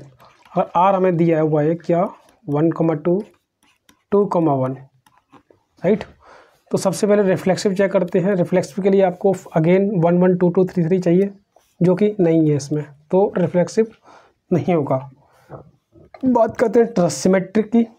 Symmetric के लिए आपको 1,2 अगर आप इसमें ले रहे हो तो 2,1 होना चाहिए, बिल्कुल है। 2,1 लोगे तो 1,2 मिल जाएगा, तो इसका मतलब सिमेट्रिक तो बिल्कुल है। ट्रांजिटिव की बात करते हैं। ट्रांजिटिव के लिए आपने 1,2 लिया एंड 2,1 लिया, तो यानी 1,1 इसमें प्रेजेंट होना चाहिए था, बट वो यहाँ पे नहीं है, इस वजह से ट्रांजिटिव नहीं होगा। ओके बेटा, तो यहाँ पे ये सिमेट्रिक होगा but neither reflexive nor transitive. ठीक है बेटा, तो ये था क्वेश्चन नंबर 6। आप देख सकते हो 1,2 2,1 belongs to R. There are only 2 elements 1 and 2 in this relation and there is no third element in C, so this R is not transitive. Okay, question number 7 है हमारे पास। Show that the relation R in the set A of all books in the library of college given by R equal to x, y and x and y have same number of pages। ठीक है, अब देखो x और y के यहाँ पे वो हमारे पास एलिमेंट्स हैं, कहाँ से आएंगे, सेट ए से। सेट ए क्या है, ऑल बुक्स इन लाइब्रेरी, तो x और y क्या है, एक्चुअली में बुक्स है। ठीक है, तो देखो x को मैं x लिया, x को x के साथ रिलेट करके देखा मैंने, तो रिफ्लेक्टिव चेक कर रहे हैं, रिफ्लेक्सिव। अगर x को मैं x बोले तो x and y have same number of pages. अब बताओ कोई एक बुक खुद ही के साथ सेम नंबर ऑफ पेजेस तो हो गए होंगे भाई, दो जुड़वा भाई हैं, वो सेम तो होंगे ना, जितने जैसे उसमें पेज है उतनी वैसे ही आप खुद के साथ रिलेट कर रहे हो उसको, तो यानी कि वो रिफ्लेक्सिव तो है। यानी कि एक बुक का दूसरे उसी बुक के साथ आप पेज नंबर चेक करोगे तो वो सेम ही आएगा। ठीक है, तो रिफ्लेक्सिव है। बात करते हैं सिमेट्रिक की। तो सिमेट्रिक के लिए मान लो आपने लिया x, y, इसका मतलब x and y have same number of pages. अब बताओ, दो बुक्स हैं अपने पास, एक्स और वाई, तो मैं अगर उनको वाई और एक्स लिख दूँ क्या फ़र्क पड़ता है? जैसे एक्स और वाई में सेम नंबर ऑफ पेजेस होंगे, वैसे ही वाई एंड एक्स में भी होंगे। इसका मतलब वाई को एक्स आर को बिलोंग करेगा। इसका मतलब क्या हुआ कि आपका जो रिलेशन है वो सिमेट्रिक भी है। अब बात करते हैं ट्रांजिटिव। तो देखो एक्स को वाई ले रहे हैं हम लोग, अगर एक्स और वाई दो बुक्स हैं, उनमें सेम नंबर ऑफ पेजेस हैं, ठीक है। वाई और जेड लिया तो वाई और जेड में भी सेम नंबर ऑफ पेजेस हैं। तो जैसे देखो, जितने एक्स में है पेज नंबर वैसे ही सेम वाई में है, और जैसे वाई में है वैसे ही सेम जेड में है। तो कहीं ना कहीं एक्स और जेड भी आपस में सेम नंबर ऑफ पेजेस रखेंगे, राइट। तो एक्स को जेड भी क्या करेगा, आर को बिलोंग करेगा, तो ट्रांजिटिव भी होगा ये। और रिफ्लेक्सिव है, ट्रांजिटिव है, सिमेट्रिक है, तीनों है, तो इसका मतलब वो क्या कहलाएगा, इक्विवेलेंस रिलेशन हो जाएगा। ओके, तो चलिए देख लो आप यहाँ पे, ये रहा इसका solution, remain the same. Okay, तो ये हमारा इसका सॉल्यूशन, आप स्क्रीनशॉट ले लीजिए, ठीक है बेटा। क्वेश्चन नंबर 8 पे चलते हैं हम लोग। यहाँ पे क्वेश्चन नंबर 8 क्या कह रहा है, show that the relation are in the set A 1 2 3 4 5 given by R equal to a comma b mod a minus b is even, ठीक है, is an equivalence relation, right. Show that all elements of 1 3 5 are related to each other and all elements of 2 4 are related to each other.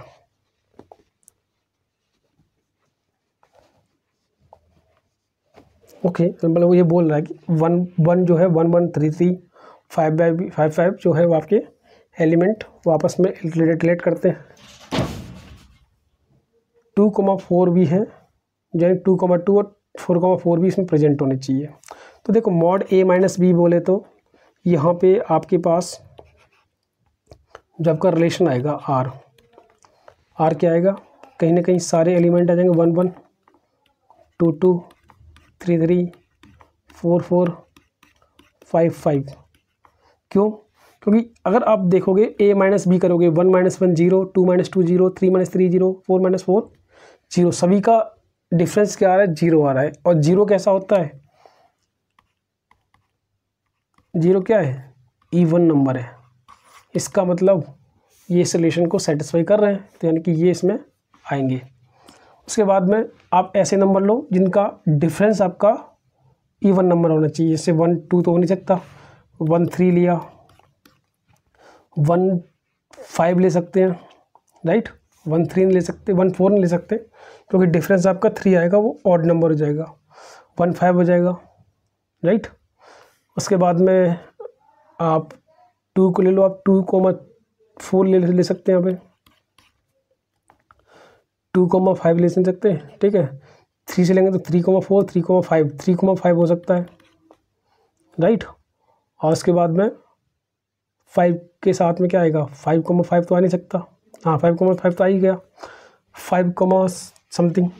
अब इनका उल्टा भी सही होगा, 3 1 हो गया, 5 1 4 2 और 5 3, ये भी आपको इसमें मिल जाएंगे। ये सारे एलिमेंट आपके रिलेशन आर में आ जाएंगे। तो कहीं ना कहीं आपके पास रिफ्लेक्सिव होने के लिए, हाँ इसको दिखाना है हमें इक्विवेलेंस, तो 1 1 2 2 3 3 4 4 5 5 सारे एलिमेंट हैं आपके पास, यानी कि ये रिफ्लेक्सिव है। सिमेट्रिक की बात करते हैं। सिमेट्रिक के लिए आपको इनको छोड़ दो, अभी 1 3 लो तो 3 1 होना चाहिए, बिल्कुल है। 1 5 है तो 5 1 होगा, बिल्कुल है। 2 4 है तो 4 2 होना चाहिए, बिल्कुल है। 3 5 है तो 5 3 भी है, यानी कि सिमेट्रिक है।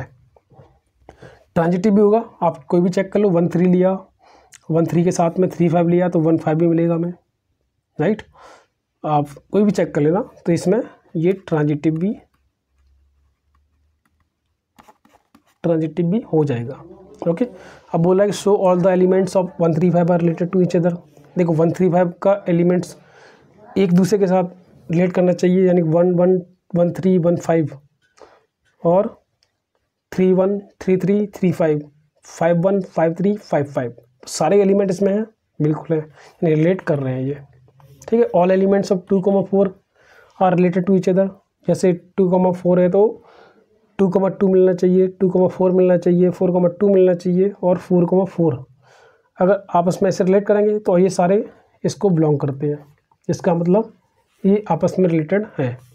But no element of 135 is related to any element of 2,4। जैसे 1,2 नहीं मिल सकता, ना ही 1,4 मिलेगा, ठीक है, ना ही 3,2 मिलेगा, ना ही 3,4 मिलेगा। इनसे और इनसे बनने वाले जो पेयर हैं वो आपको नहीं मिल सकते इसमें, क्योंकि वो रिलेशन में है ही नहीं, ठीक है। तो इसलिए इस वजह से क्या है कि 1, 1, 1, 2, 1, 4, 3, 2, 3, 4, 5, 2, 5, 4 ये सारे आर को बिलोंग नहीं करते हैं। इसका मतलब इनमें से एक भी एलिमेंट आपस में रिलेटेड नहीं है। ओके बेटा, तो ये था आपका क्वेश्चन नंबर 8। तो ये रहा पूरा इसका सॉल्यूशन, इसका आप स्क्रीनशॉट ले सकते हो, राइट। उसके बाद ये भी हमारे पास, ओके। अब उसके बाद क्वेश्चन नंबर 9 देखते हैं। क्वेश्चन नंबर 9 में so that the each of the relation R in the set A x belongs to Z और 0 to 12 में आना आपका x आना चाहिए।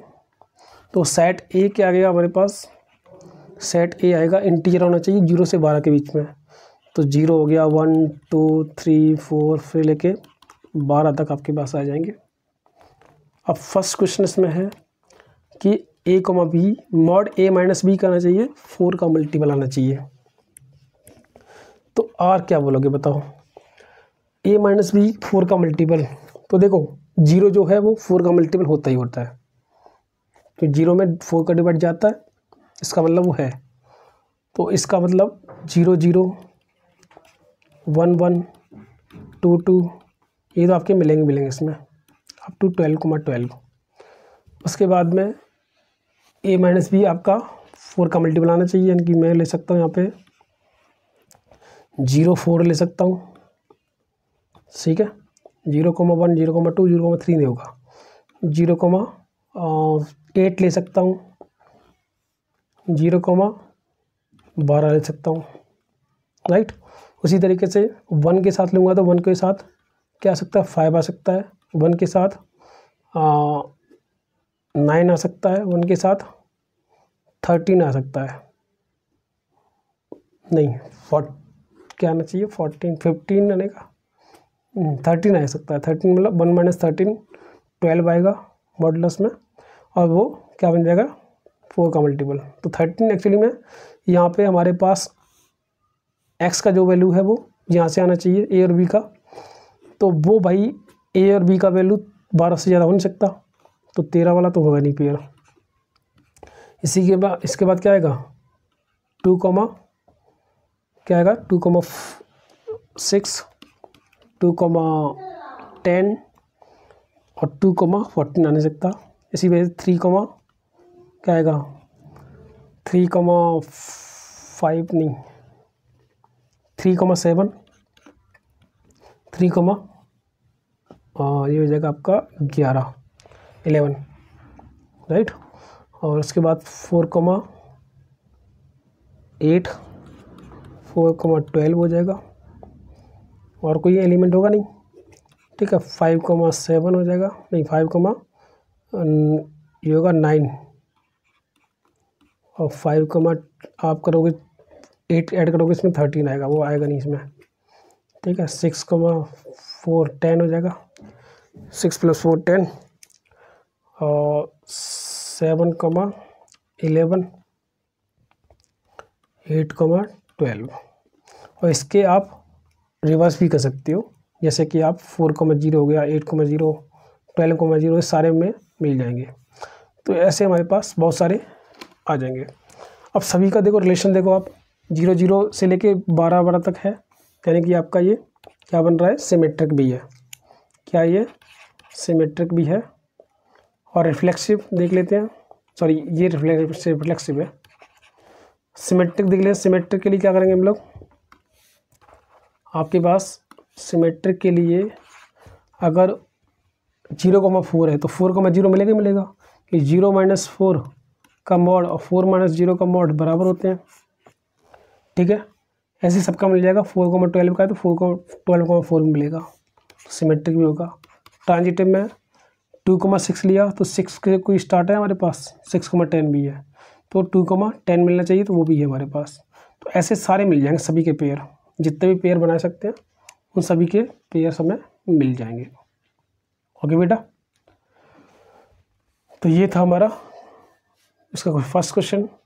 सेकंड क्वेश्चन में आप क्या कर सकते हो,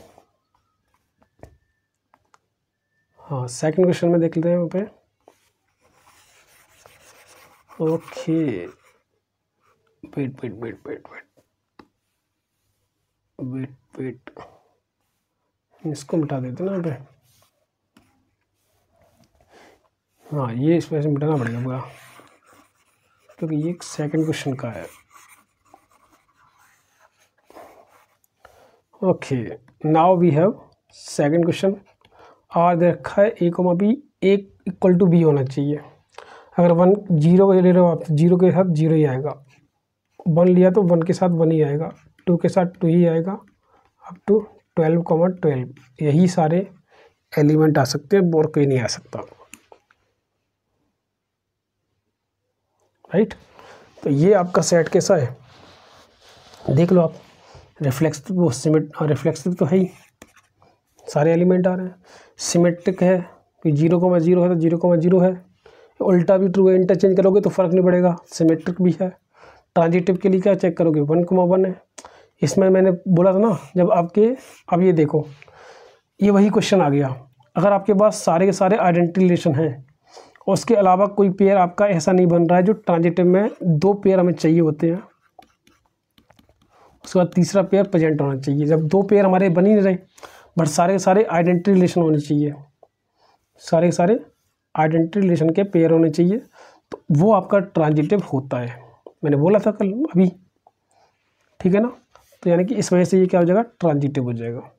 ओके बेटा, तो ये बोला find the set of all elements related to 1 in each case. 1 के साथ क्या आ सकता है देख लो आप, 1 के साथ 5 आ सकता है, ये सब किस सारे रिलेटेड हो जाएंगे। तो 1 के साथ 5 आपका एलिमेंट है, 1 के साथ आपका जैसे 9 हो गया, 11 हो गया, नहीं सॉरी 1 के साथ 13 तो नहीं आएगा, हाँ यही होंगे 1,9 और 12 वेट करोगे तो 13 हो जाएगा, वो होगा नहीं। तो ये 1,9 हो गया, तो ये पहले वाले में तो ये आ जाएंगे। 5 और 9 जो है वो एलिमेंट है जो कि इसके साथ रिलेट करेंगे एक के साथ, ठीक है बेटा। तो यहाँ पे देख सकते हो आप ये, तो यहाँ पे चेक कर लोगे।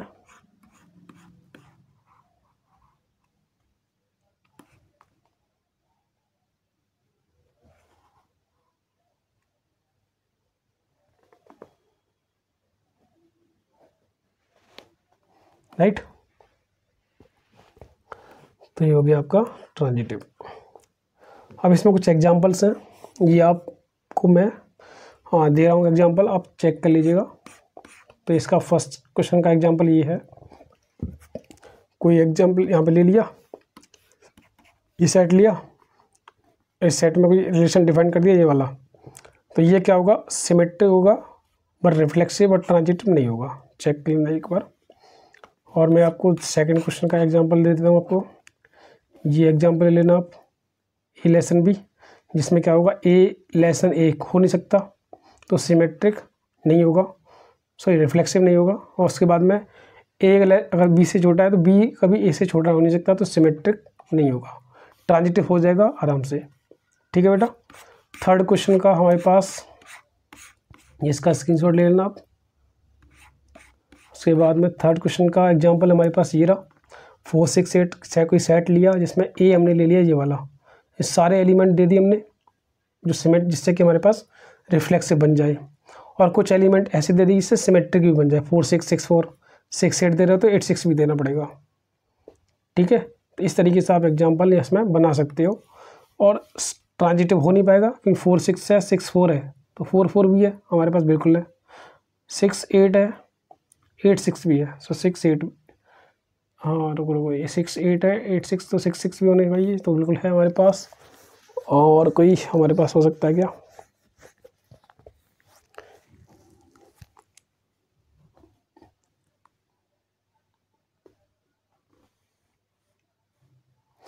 4 6 6 8 4 8 नहीं है इसमें, ठीक है, 4 6 लिया और 6 8 लिया, तो 4 8 हमारे पास मिलना चाहिए, जो कि हमारे पास नहीं मिलेगा, तो इस वजह से ये क्या हो जाएगा, ट्रांजिटिव नहीं होगा। ओके बेटा, थर्ड का हमारे पास हो गया। फोर्थ अब आपके पास ये रहा एग्जाम्पल, ठीक है, इसको आप देख लेना। फोर्थ का ये रहा, आपकी स्क्रीनशॉट ले लो, ठीक है। अब फोर्थ वाला मैं समझा देता हूँ आपको। फोर्थ वाले में देखो क्या है कि हमने एक एग्जाम्पल लिया कि आर में ये डिफाइंड है रियल नंबर में, ठीक है, A cube greater than equal to B cube, ठीक है, ए कोमा ए करोगे तो A cube greater than equal to A cube, right, वो सही होगा, इक्वल है, तो रिफ्लेक्सिव भी है। अब बोला ट्रांजिटिव होना चाहिए, तो ट्रांजिटिव ये हो, अब देखो सिमेट्रिक नहीं होगा, क्योंकि आपका अगर ए क्यूब जो है बी क्यूब से बड़ा है, और क्या आपका बी क्यूब ए क्यूब से बड़ा हो सकता है? किसी केस में जब इक्वल होंगे तो आपस में हो सकता है, पर ये इक्वल नहीं है, तो इसका मतलब ये नहीं होगा। और देखो आप 3 का क्यूब और 2 का क्यूब बड़ा है, बट यहाँ पे 2 का क्यूब जो है वो 3 के क्यूब से बड़ा नहीं है, तो ये गलत हो जाएगा, ठीक है, तो सभी के लिए ट्रू नहीं होगा, तो सिमेट्रिक नहीं होगा ये, ठीक है बेटा। उसके बाद में आप इसमें चेक करो ट्रांजिटिव। ट्रांजिटिव के लिए क्या करोगे आप, हाँ, जैसे आपके पास ये रहा A cube greater than equal to B cube, B cube greater than equal to C cube, A comma B लिया और बी कोमा सी, दोनों ही आर को बिलोंग कर रहे हैं, तो क्या यहाँ से ए क्यूब जो होगा वो सी क्यूब से बड़ा होगा? देखो ए क्यूब का वैल्यू बी क्यूब से बड़ा है और बी क्यूब का वैल्यू सी क्यूब से बड़ा है, तो कहीं ना कहीं ए क्यूब का वैल्यू जो होगा वो सी क्यूब से बड़ा हो गई होगा, ये तो हो गई होगा, ठीक है, तो ट्रांजिटिव इस तरीके से हो जाएगा ये। फिफ्थ क्वेश्चन हमारे पास symmetric and transitive but not reflexive. तो हमने ये एग्जांपल लिया है जिसमें सिमेट्रिक और ट्रांजिटिव दिखाना है, तो आप सिमेट्रिक के सारे एलिमेंट ले लो, इसमें -5 -6 लिया है आपने, तो ये रिफ्लेक्सिव नहीं होगा, क्योंकि इसमें सारे एलिमेंट इसमें -6 नहीं है, ठीक है। तो ऐसे ही करो, आप कोई भी एलिमेंट लो इसमें ट्रांजिटिव बना दो और सिमेट्रिक बन रहा हो, वो बन रहा हो बस, और उसमें रिफ्लेक्सिव नहीं बनना चाहिए, ठीक है बेटा। अब जैसे -5 को -6 है, तो इसको लिया, तो इन दोनों को लोगे तो -5 हमारे पास प्रेजेंट है, ठीक है, -6 -5 लिया, -5 लिया, तो ये भी हमारे पास प्रेजेंट है, -6 -5, ठीक है, तो ट्रांजिटिव तो है ही, सिमेट्रिक भी है, -6 -5 है, तो -5 -6 भी है, राइट। और यहाँ पे रिफ्लेक्सिव होगा नहीं, क्योंकि -6 हमारे पास पेयर इसमें अवेलेबल नहीं है, ठीक है। तो इस तरीके से ये क्या हो जाएगा, सिमेट्रिक और ट्रांजिटिव हो जाएगा। Now comes question number 11। Question number 11 में देखो आप, show that relation R on the set A of points in a plane given by R P Q. P Q क्या है, 2 पॉइंट हैं, उन पॉइंट की distance of P point from origin is same as the distance of Q point from origin. यानी 2 point लेने हमें, P और Q, कहाँ से, कोई भी प्लेन से। तो सेट ए क्या है हमारे पास, पॉइंट्स इन ए प्लेन, ठीक है। तो ओ पी और O P, sorry O P और ओ क्यू वो दोनों बराबर हैं, डिस्टेंस क्या है पी की और क्यू की ओरिजिन से इक्वल है, इट्स इक्विवेलेंस रिलेशन। अब देखो, अगर मैं रिफ्लेक्स की बात करूँ अगेन, तो मुझे पी और क्यू सेम लेना पड़ेगा, पी कॉमा पी लेना पड़ेगा। इसका मतलब ओ पी और ओ पी ये तो हमेशा बराबर होता है भाई। एक किसी पॉइंट का ओरिजिन से डिस्टेंस, उसी को 2 बार काउंट कर रहे हो आप, तो वो तो बराबर ही होंगे। ओ पी 2 बार ले रहे हो आप, तो वो तो हमेशा बराबर होगा, तो रिफ्लेक्सिव हो जाएगा। सिमेट्रिक की बात करते हैं, पी कॉमा क्यू लिया, इसका मतलब पी कॉमा क्यू बिलोंग कर रहा है आर को, इसका मतलब इसकी कंडीशन क्या आनी चाहिए, O P equal to O Q. तो ओ पी अगर ओ क्यू के बराबर है, तो ओ क्यू भी क्या होगा, ओ पी के बराबर होगा ना। अरे इसको इंटरचेंज करके लिख दो, क्या दिक्कत है। तो ये क्या हो जाएगा, क्यू कॉमा पी जो होगा वो भी आर को, इसके जरिए क्या होगा, ये आर को बिलोंग करेगा, आर को सेटिस्फाई करेगा। इसका मतलब ये, इनको इंटरचेंज करने पर भी हमें आर में ये पेयर मिल रहा है, इसका मतलब ये सिमेट्रिक हो जाएगा। ओके बेटा। नाउ वी हैव ट्रांजिटिव की बात करें तो ट्रांजिटिव के लिए क्या करना पड़ेगा हमें, यहाँ पे कोई 2 पॉइंट लेने पड़ेंगे, P, Q ले लिया और Q, R ले लिया। P, Q दिखा रहा है OP और OQ बराबर है, Q और R क्या दिखा रहे हैं, OQ और OQ OR बराबर है। तो इन दोनों से क्या मिला के हमें ये मिल सकता है, OP और OR बराबर होंगे, यानी P और R को बिलोंग करेंगे, रिलेशन को बिलोंग करेंगे, राइट। इसका मतलब ये ट्रांजिटिव भी बन जाएगा। ओके, तो यही हमारे पास नेक्स्ट पे यहाँ पे सॉल्यूशन में लिखा हुआ है, ये रहा OP = OQ। भाई देखो आप सेम लोगे रिफ्लेक्सिव के लिए तो OP = OP रिफ्लेक्सिव हो गया, और यहाँ पे सिमेट्रिक भी हो गया और ट्रांजिटिव भी हो गया। अब बोल रहा था कि इसमें क्वेश्चन और था कि set so that the set of all points related to point P point is the circle passing through P with origin as centre. देखो अगर OP को और P को पॉइंट आपने फिक्स कर दिया तो OP आपका फिक्स हो गया, OP क्या हो गया, एक कांस्टेंट हो गया। अब देखो कोई, अब O आपका फिक्स पॉइंट है, O तक क्या ओरिजिन है ना, तो ओरिजिन फिक्स पॉइंट है, P को भी आपने OP को फिक्स कर दिया, OP लेंथ को फिक्स कर दिया। तो OP अगर लेंथ फिक्स हो गई इसका मतलब क्या होगा कि P हमारा एक सर्कल में मूव करने लग जाएगा जिसका सेंटर क्या होगा, ओरिजिन, ठीक है ना। तो वही यहाँ पे मैंने लिखा हुआ है कि R is an equivalent relation since OP is equal to constant, right. अब then P lies on a circle with centre at origin. जैसे आप लिख सकते हो, कुछ ज़्यादा मतलब वो बड़ी बात नहीं लिखनी, ठीक है बेटा। हाँ, तो नेक्स्ट चलते हैं हम लोग यहाँ पे। नेक्स्ट हमारा क्वेश्चन नंबर 12।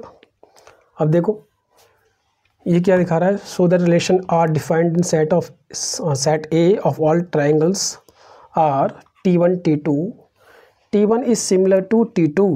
ध्यान रखना रिलेशन क्या डिफाइंड किया गया T1 T2 में कि T1 T2 क्या है, सिमिलर है, सिमिलर ट्राइंगल है। तो हमें ये इक्विवेलेंस रिलेशन शो करना है, और इसके बाद में T1 एक आपका ट्राइंगल है, 3 4 5 इसकी साइड है, T2 एक ट्राइंगल है, 5 12 13 साइड है इसकी, T3 एक ट्राइंगल है इसका, 6 8 10 साइड्स है। तो इसमें कौन सा T1 T2 T3 में से रिलेट करेगा। देखो यहाँ पे अगर बात करें, सबसे पहले रिफ्लेक्सिव चेक करते हैं, उसके लिए हमें सेम करना पड़ेगा पॉइंट। T, T ले लेते हैं, T1 T2 लिया तो T, T ले लिया, T1, T1 ले लो। इसका मतलब है T1 is similar to T1। क्या ये सही है क्या? कोई ट्राइंगल खुद के सिमिलर होता ही होता है, ठीक है ना, खुद शेप का वो कोई ट्राइंगल T1 है, तो ये इसी के ऊपर एक और इसी सेम ट्राइंगल आप लोगे तो वो तो हमेशा सिमिलर होगा, ठीक है ना। तो ये क्या होगा, हमेशा ट्राइंगल सिमिलर होगा, इसका मतलब रिफ्लेक्सिव होगा। ये सिमेट्रिक की बात कर लेते हैं। T1 अगर T2 के T1 is similar to T2, इसका मतलब यही है T1 T2 R को बिलोंग कर रहा है, तो R में जो कंडीशन दी है उसको सेटिस्फाई करना चाहिए। T1 is similar to T2, तो क्या मैं इसको लिख सकता हूँ, और T1 C2 के सिमिलर है तो T2 भी क्या होगा, T2 is similar to T1। उल्टा लिख दो, आप क्या दिक्कत है, मैं बोल रहा हूँ एक चीज़ इसके सिमिलर है वो चीज़ उसके सिमिलर हो जाएगी, राइट, मतलब बात बराबर है ना। तो T2 is similar to T1, इसका मतलब T2, T1 बोलो भाई R को बिलोंग करेगा, इसका सिमेट्रिक होगा, राइट, ये सिमेट्रिक भी हो जाएगा, ठीक है बेटा। तो T1 आपका सिमिलर है T2 के, T2 is similar to T1 होगा, ये होगा, इस वजह से क्या होगा, T2 T1 R को बिलोंग करेगा, इसका मतलब सिमेट्रिक होगा। ये T2 T1 भी R में एग्जिस्ट कर रहा है। अच्छा, अगर देखो T1 T2 लिया एंड T2 T3 लिया, T1 T2 सिमिलर है, T2 T3 के सिमिलर है। क्या बोला मैंने? T1 जो है वो T2 के सिमिलर है और T2 T3 के सिमिलर है, ठीक है ना। तो कहीं ना कहीं T1 भी क्या होगा? सिमिलर होगा टू T3 के, होगा ना। देखो T1 T2 के सिमिलर है और T2 है T3 के सिमिलर है, तो T2 जब T3 के सिमिलर है तो T2 T1 के सिमिलर है, तो T1 भी आपस में क्या होंगे? T3 के सिमिलर ही होगा, राइट। तो इसका मतलब क्या हो गया? ये ट्रांजिटिव भी है। तो यह क्या हो गया? आपका इक्विवेलेंस रिलेशन हो गया। अब नेक्स्ट क्वेश्चन दिया हुआ है कि जो आपका T1 है, T2 T3 दे रखी हैं, तो इनकी साइड में अगर हमारे पास रिलेशन जो है वो सिमिलर का रिलेशन है, तो किसमें T1 T2 T3 में कौन सा सिमिलर ट्रायंगल होगा, आप चेक कर लीजिए। तो T1 और T3 के साइड का रेशियो सेम रहेगा। देखो 3 4 5 6 8 10, 3/6 4/8 5/10 सब सेम होंगे, रेशियो सेम है। इसका मतलब T1 और T3 क्या है? सिमिलर ट्रायंगल है। तो इसका मतलब T1 is related to T3, ऐसे बोल सकते हो आप, right. T1 is related to T3, right. तो इसका सॉल्यूशन मैं आपको दिखा देता हूँ। अगर आपको ऐसे भी नहीं समझ में आया कि क्या क्या लिखना है, मैंने समझा दिया बस आपको। ये रहा हमारा इसका सॉल्यूशन, आप इसका स्क्रीनशॉट ले लीजिए, राइट। नेक्स्ट इसका है क्वेश्चन नंबर 13। देखो क्वेश्चन नंबर 13 भी लगभग सिमिलर ही है 12 के। कैसे? एक आर हमने डिफाइन किया रिलेशन सेट ए में। सेट ए क्या है? All polygons. क्या है? All polygons. P1 P2 है, दो चीज़ ली हमने। P1 P2 क्या है? Have same number of sides, ठीक है। P1 क्या है? P2 क्या है? Same number of sides. अब देखो रिफ्लेक्सिव चेक करना है आपको, तो इसको P1, P1 कर दो, यानी कि P1 and P1 have same number of what? Sides, right. अब बताओ, एक P1 है, P1 को ही P1 के साथ कंपेयर कर रहे हो आप, तो भाई दोनों में सेम साइड तो होंगी, ठीक है ना। यानी P1 आपका ट्रायंगल है तो P1 भी ट्रायंगल है। इसको दो बार लिख दिया हमने, तो दोनों सेम ही हैं, दोनों सेम नंबर ऑफ साइड तो होंगी, ठीक है। तो रिफ्लेक्सिव होगा ही होगा। सिमेट्रिक की बात करते हैं तो P1 P2 ले रहे हैं हम लोग, अगर R को बिलोंग कर रहे हैं, इसका मतलब P1 and P2 have same number of sides. अब एक बात बताओ, P1 P2 में अगर सेम नंबर ऑफ साइड लिखी हैं, जितनी साइड P1 में है उतनी P2 में है, तो क्या मैं इसको ऐसे लिख सकता हूँ P2 and P1 have same number of sides? क्या दिक्कत है? P1 एंड P2 लिखो या P2 एंड P1 लिखो। देखो जितनी P1 में है उतनी साइड P1 P2 में है, तो P2 में जितनी होंगी उतनी P1 में होंगी। इसका मतलब P2, P1 आपस में रिलेटेड है, राइट। P2 रिलेटेड है P1 से, इसका मतलब P2, P1 R को बिलोंग करेगा, तो इसका मतलब ये सिमेट्रिक हो जाएगा। ऐसे आपको इंटरचेंज करके देखना पड़ेगा, ठीक है। अब सिमेट्रिक हो गया। नाउ ट्रांजिटिव की बात करते हैं, तो ट्रांजिटिव में क्या लिया हमने? P1 P2 लिया, P2 P3 लिया। अब देखो P1 P2 में जितनी साइड है सेम नंबर ऑफ साइड है। P1 में जितनी है P2 में उतनी है। P1 ट्रायंगल है तो P2 भी ट्रायंगल है, ठीक है। उसके बाद P2 में जितनी साइड है उतनी P3 में है। P2 ट्रायंगल था तो P3 भी ट्रायंगल है, तो कहीं ना कहीं आपस में सारे के सारे ट्रायंगल हो गए, तो P1 P3 भी क्या होगा? ट्रायंगल होगा। तो P1 P3 में भी क्या होगा? सेम नंबर ऑफ साइड हो जाएंगी, ठीक है, सेम नंबर ऑफ साइड हो जाएंगी। इसका मतलब P1 P3 भी क्या हो जाएगा? आपस में रिलेट कर जाएगा। देखो मैं दिखा देता हूँ आपको, ये रहा इसका solution.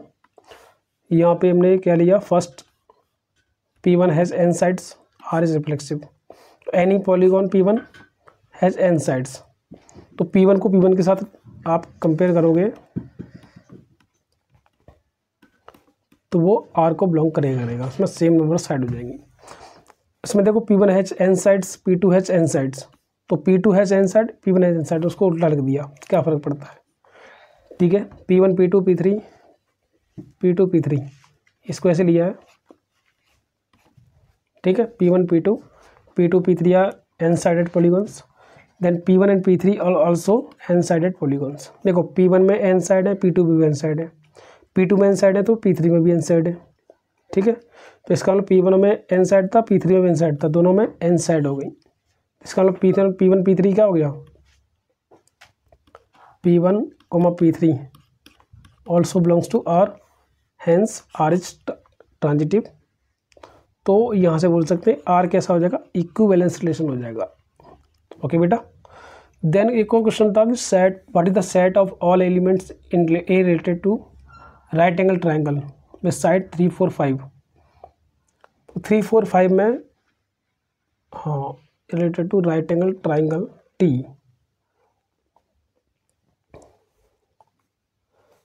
The set A, set of all elements in A related to right angle triangle T with side 3, 4, 5। तो वो ऑल ट्राइंगल दिखाएगा, वो तो प्लेन में सीधे सीधे कह सकते हो। इसमें कुछ ज़्यादा वो नहीं है, इसमें मेन क्वेश्चन आपका ऊपर ही था वो। इसमें भी वो सेम है। देखो XY प्लेन में हमारे पास लाइंस है और L1 L2 में क्या रिलेशन दिया है, L1 is parallel to L2। अब क्या करवा रहा है, so that R is equivalence relation, और find the set of all lines related to line y equal to 2x+4। ये भी हमें फाइंड करना है। देखो अगर हमने बात करें रिफ्लेक्सिव की, तो रिफ्लेक्सिव में हम लोग L1, L1 लेते हैं। अगर ये R को बिलोंग कर रहा है तो ये तो होगा ही करेगा, कि L1 is parallel to L1। इसका मतलब L1 के पैरेलल है। भाई L1 क्या है, L1 के ऊपर एक और L1 रख दिया, तो इसका मतलब वो कोइंसिडेंस लाइन हो गई। तो कोइंसिडेंस लाइन क्या होती है, हमेशा पैरेलल होती है भाई। इसका मतलब ये L1, L1 R को बिलोंग करेगा, रिफ्लेक्सिव बन जाएगा ये। सिमेट्रिक की बात करते हैं, L1 L2 ले रहे हैं, अगर R को बिलोंग करते हैं तो L1 is parallel to L2। तो क्या मैं इसको ऐसे लिख सकता हूँ, L2 is parallel to L1, उल्टा लिख दिया। भाई L1 L2 के पैरेलल है तो L2 भी L1 के पैरेलल हो गई। तो कहीं ना कहीं L2, L1 R को बिलोंग करेगा, हैंस इट इज़ सिमेट्रिक। तो ये सिमेट्रिक हो जाएगा, अगर बिलोंग करता है तो R को, इसका मतलब ये क्या हो जाएगा, सिमेट्रिक हो जाएगा। ट्रांजिटिव की बात करते हैं। ट्रांजिटिव में क्या होगा, अगर L1 L2 के पैरेलल है और एक और रिलेशन ले रहे हैं L2 L3। देखो L1 is parallel to L2 and L2 is parallel to L3। तो L1 L2 के पैरेलल है, L2 L3 के पैरेलल है। तो ऐसे एक 3 लाइन हमारे पास, तीनों ही आपस में क्या हो, ये L1 है, ये L2 है, तो L1 L2 पैरेलल हो गई। L2 के पैरेलल एक और लाइन है L3, ठीक है, ये आपस में पैरेलल हो गई।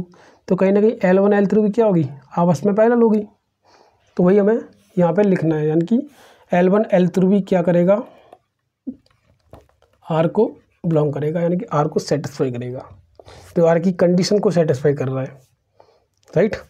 इसका मतलब ये हमारे पास ट्रांजिटिव भी हो जाएगा, ठीक है। अगर इसका बात करें, set of all lines related to line y equal to 2x+4। अब रिलेशन कौन सा डिफाइन करना है, पैरेलल लाइंस का। तो बाई इक्वल टू 2x+4 के लाइन के पैरेलल लाइन ढूंढ लो आप, तो क्या सेट होगा, बाई इक्वल टू 2x+c। सी की वैल्यू करते जाओ, आपके पास लाइन मिलती जाएंगी बहुत सारी, उन लाइन का सेट मिल जाएगा, ठीक है। तो यहाँ पे आपको सॉल्यूशन दिखा देते हैं। आपको अगर बोर्ड में लिखना हो तो इस तरीके से आप लिख सकते हो, मैंने समझा दिया है, ठीक है। तो इस तरीके से आप इसको लिख सकते हो। यहाँ पे देखो सी इज आर्बिट्रेरी कांस्टेंट, तो सी यहाँ पे वेरी कराओगे, वैसे ही वैसे आपको सेट मिलता जाएगा पैरेलल इसका, इसके पैरेलल लाइन को, ठीक है। इस लाइन के पैरेलल लाइन का सेट मिल जाएगा हमें, ठीक है। तो वो आपके इसमें रिलेटेड होंगी। तो ये था हमारा क्वेश्चन नंबर 14। ओके बेटा। Now comes question number 15। Question number 15 हमारा ऑप्शनल है। देखो, एक रिलेशन आर है, be the relation in set 1 2 3 4 5 1 2 3 4 given by R equal to 1 2 2 2। ये हमारे पास रिलेशन है। Choose the correct answer. अब देखो रिफ्लेक्स सबसे पहले चेक कर लेते हैं हम लोग, रिफ्लेक्सिव होगा क्या। रिफ्लेक्सिव के लिए आपको 1 1 2 2 3 3 4 4 चाहिए। क्या वो है? 1 1 है, 2 2 है, 3 3 भी है, 4 4 भी है। ठीक, 1 1 2 2 3 3 और 4 4 भी है। इसका मतलब रिफ्लेक्सिव तो हो जाएगा, राइट। ऐसे सेट में आसान होता है। अगर आपके सेट में प्रॉपर्टी दे रखी होती है ना, जैसे हम लोग फिर पिछले क्वेश्चंस कर रहे थे, तो वहाँ पे थोड़ा दिक्कत हो जाती है, वहाँ पे अलग टाइप से करना पड़ता है। अब इसमें चेक करते हैं, रिफ्लेक्सिव हो गया, सिमेट्रिक चेक करते हैं। इनको छोड़ दो, 1 1 2 2 3 3 4 4 को। उसके अलावा चेक करो, 1 2 है तो 2 1 मिलना चाहिए, नहीं है भाई, छोड़ दो, बाकी चेक करना। सिमेट्रिक नहीं होगा। अच्छा, ऐसा कोई रिलेशन मिल रहा है हमें कि रिफ्लेक्सिव हो सिमेट्रिक ना हो?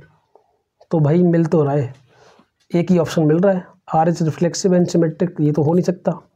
Reflexive and transitive but not symmetric, ये हो सकता है। ठीक, R is symmetric and transitive, ट्रेम सिमेट्रिक ही नहीं है तो ये भी नहीं होगा। इक्विवेलेंस तो हो नहीं सकता, ये सिमेट्रिक नहीं है, एक ही ऑप्शन बचता है। अब ट्रांजिटिव कैसे होगा? ट्रांजिटिव के लिए आप चेक करो, 1 2 2 के साथ में कौन स्टार्ट हो रहा है? एक और नहीं है।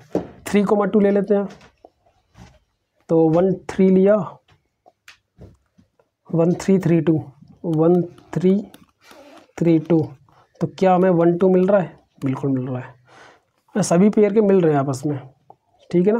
तो यानी कि ट्रांजिटिव हो जाएगा। ओके बेटा, तो क्वेश्चन नंबर 15 में ऑप्शन नंबर बी करेक्ट होगा। कौन सा correct? Option number B. Okay, next question है और बस लास्ट क्वेश्चन हमारे पास, यही आपका एक्सरसाइज का लास्ट क्वेश्चन है। तो देखिए क्वेश्चन नंबर 16 में, let R be the relation in the set N given by R equal to this. और सेट एंड है, नेचुरल नंबर का सेट है हमारे पास, बी का वैल्यू 6 से बढ़ाना चाहिए। अब इसमें चेक करो आप कौन सा हमें सेटिस्फाई कर रहा है। अगर ए और बी 2 4 है हमारे पास, तो 2 4 बोले तो हमें ये कंडीशन सेटिस्फाई होनी चाहिए कि बी का वैल्यू 6 से बड़ा होना चाहिए। तो भाई बी का वैल्यू 6 से बड़ा नहीं है, तो ये तो हो नहीं सकता। 6 से बड़ा कहाँ पे? इन वाले में है, यहाँ पे है, यहाँ भी है, यहाँ भी है। इनको चेक कर लेते हैं। तो अगर बी का वैल्यू 6 से बड़ा है तो इसको भी तो सेटिस्फाई करना चाहिए। अगर देखो बी का वैल्यू 8 है यहाँ पे, तो यहाँ से ए का वैल्यू कितना आएगा? 8 - 2 यानी कि 6 आना चाहिए। तो 6,8 यहाँ पे पेयर बनेगा, तो 3,8 नहीं बन सकता, तो ये तो कैंसिल, पहले ही कैंसिल हो गया। 6,8 बन जाएगा। 8,7 देख लेते हैं। अगर बी का वैल्यू 7 होगा तो ए का वैल्यू कितना आएगा? 7 - 2 यानी कि 5, तो 5,7 आना चाहिए था, तो ये तो नहीं होगा। तो ऑप्शन नंबर सी करेक्ट हो जाएगा। ओके बेटा, तो ये तो सारे क्वेश्चन हमारे रिलेशन के। तो इसके बाद हम लोग करेंगे फंक्शन, तो उसका फंक्शन मैं सेकंड पार्ट में डाल दूंगा। अभी ये फर्स्ट पार्ट में आपका रिलेशन पूरा हो गया है। आप क्वेश्चन लगाइए, क्वेश्चन में कोई भी डाउट हो हमें आप पूछ सकते हो, ठीक है। आप कमेंट सेक्शन में बता दीजिए कौन सा क्वेश्चन समझ में नहीं आया, उसको हम लोग ट्राई करेंगे दोबारा दूसरा सेशन लाने की। तो मैं उसमें आपके PYQ लाने वाला हूँ इसके रिलेशन के, ठीक है। उसके बाद पहले फंक्शन करेंगे, उसके बाद PYQ दोनों की कंबाइंड ला देंगे, ठीक है बेटा। तो वो PYQ आपके CBSE मेनली 2024 में जो आए हुए हैं उनको कवर करेगा वो, ठीक है बेटा। तो ओके, तो ऐसे ही पढ़ते रहिए। धन्यवाद।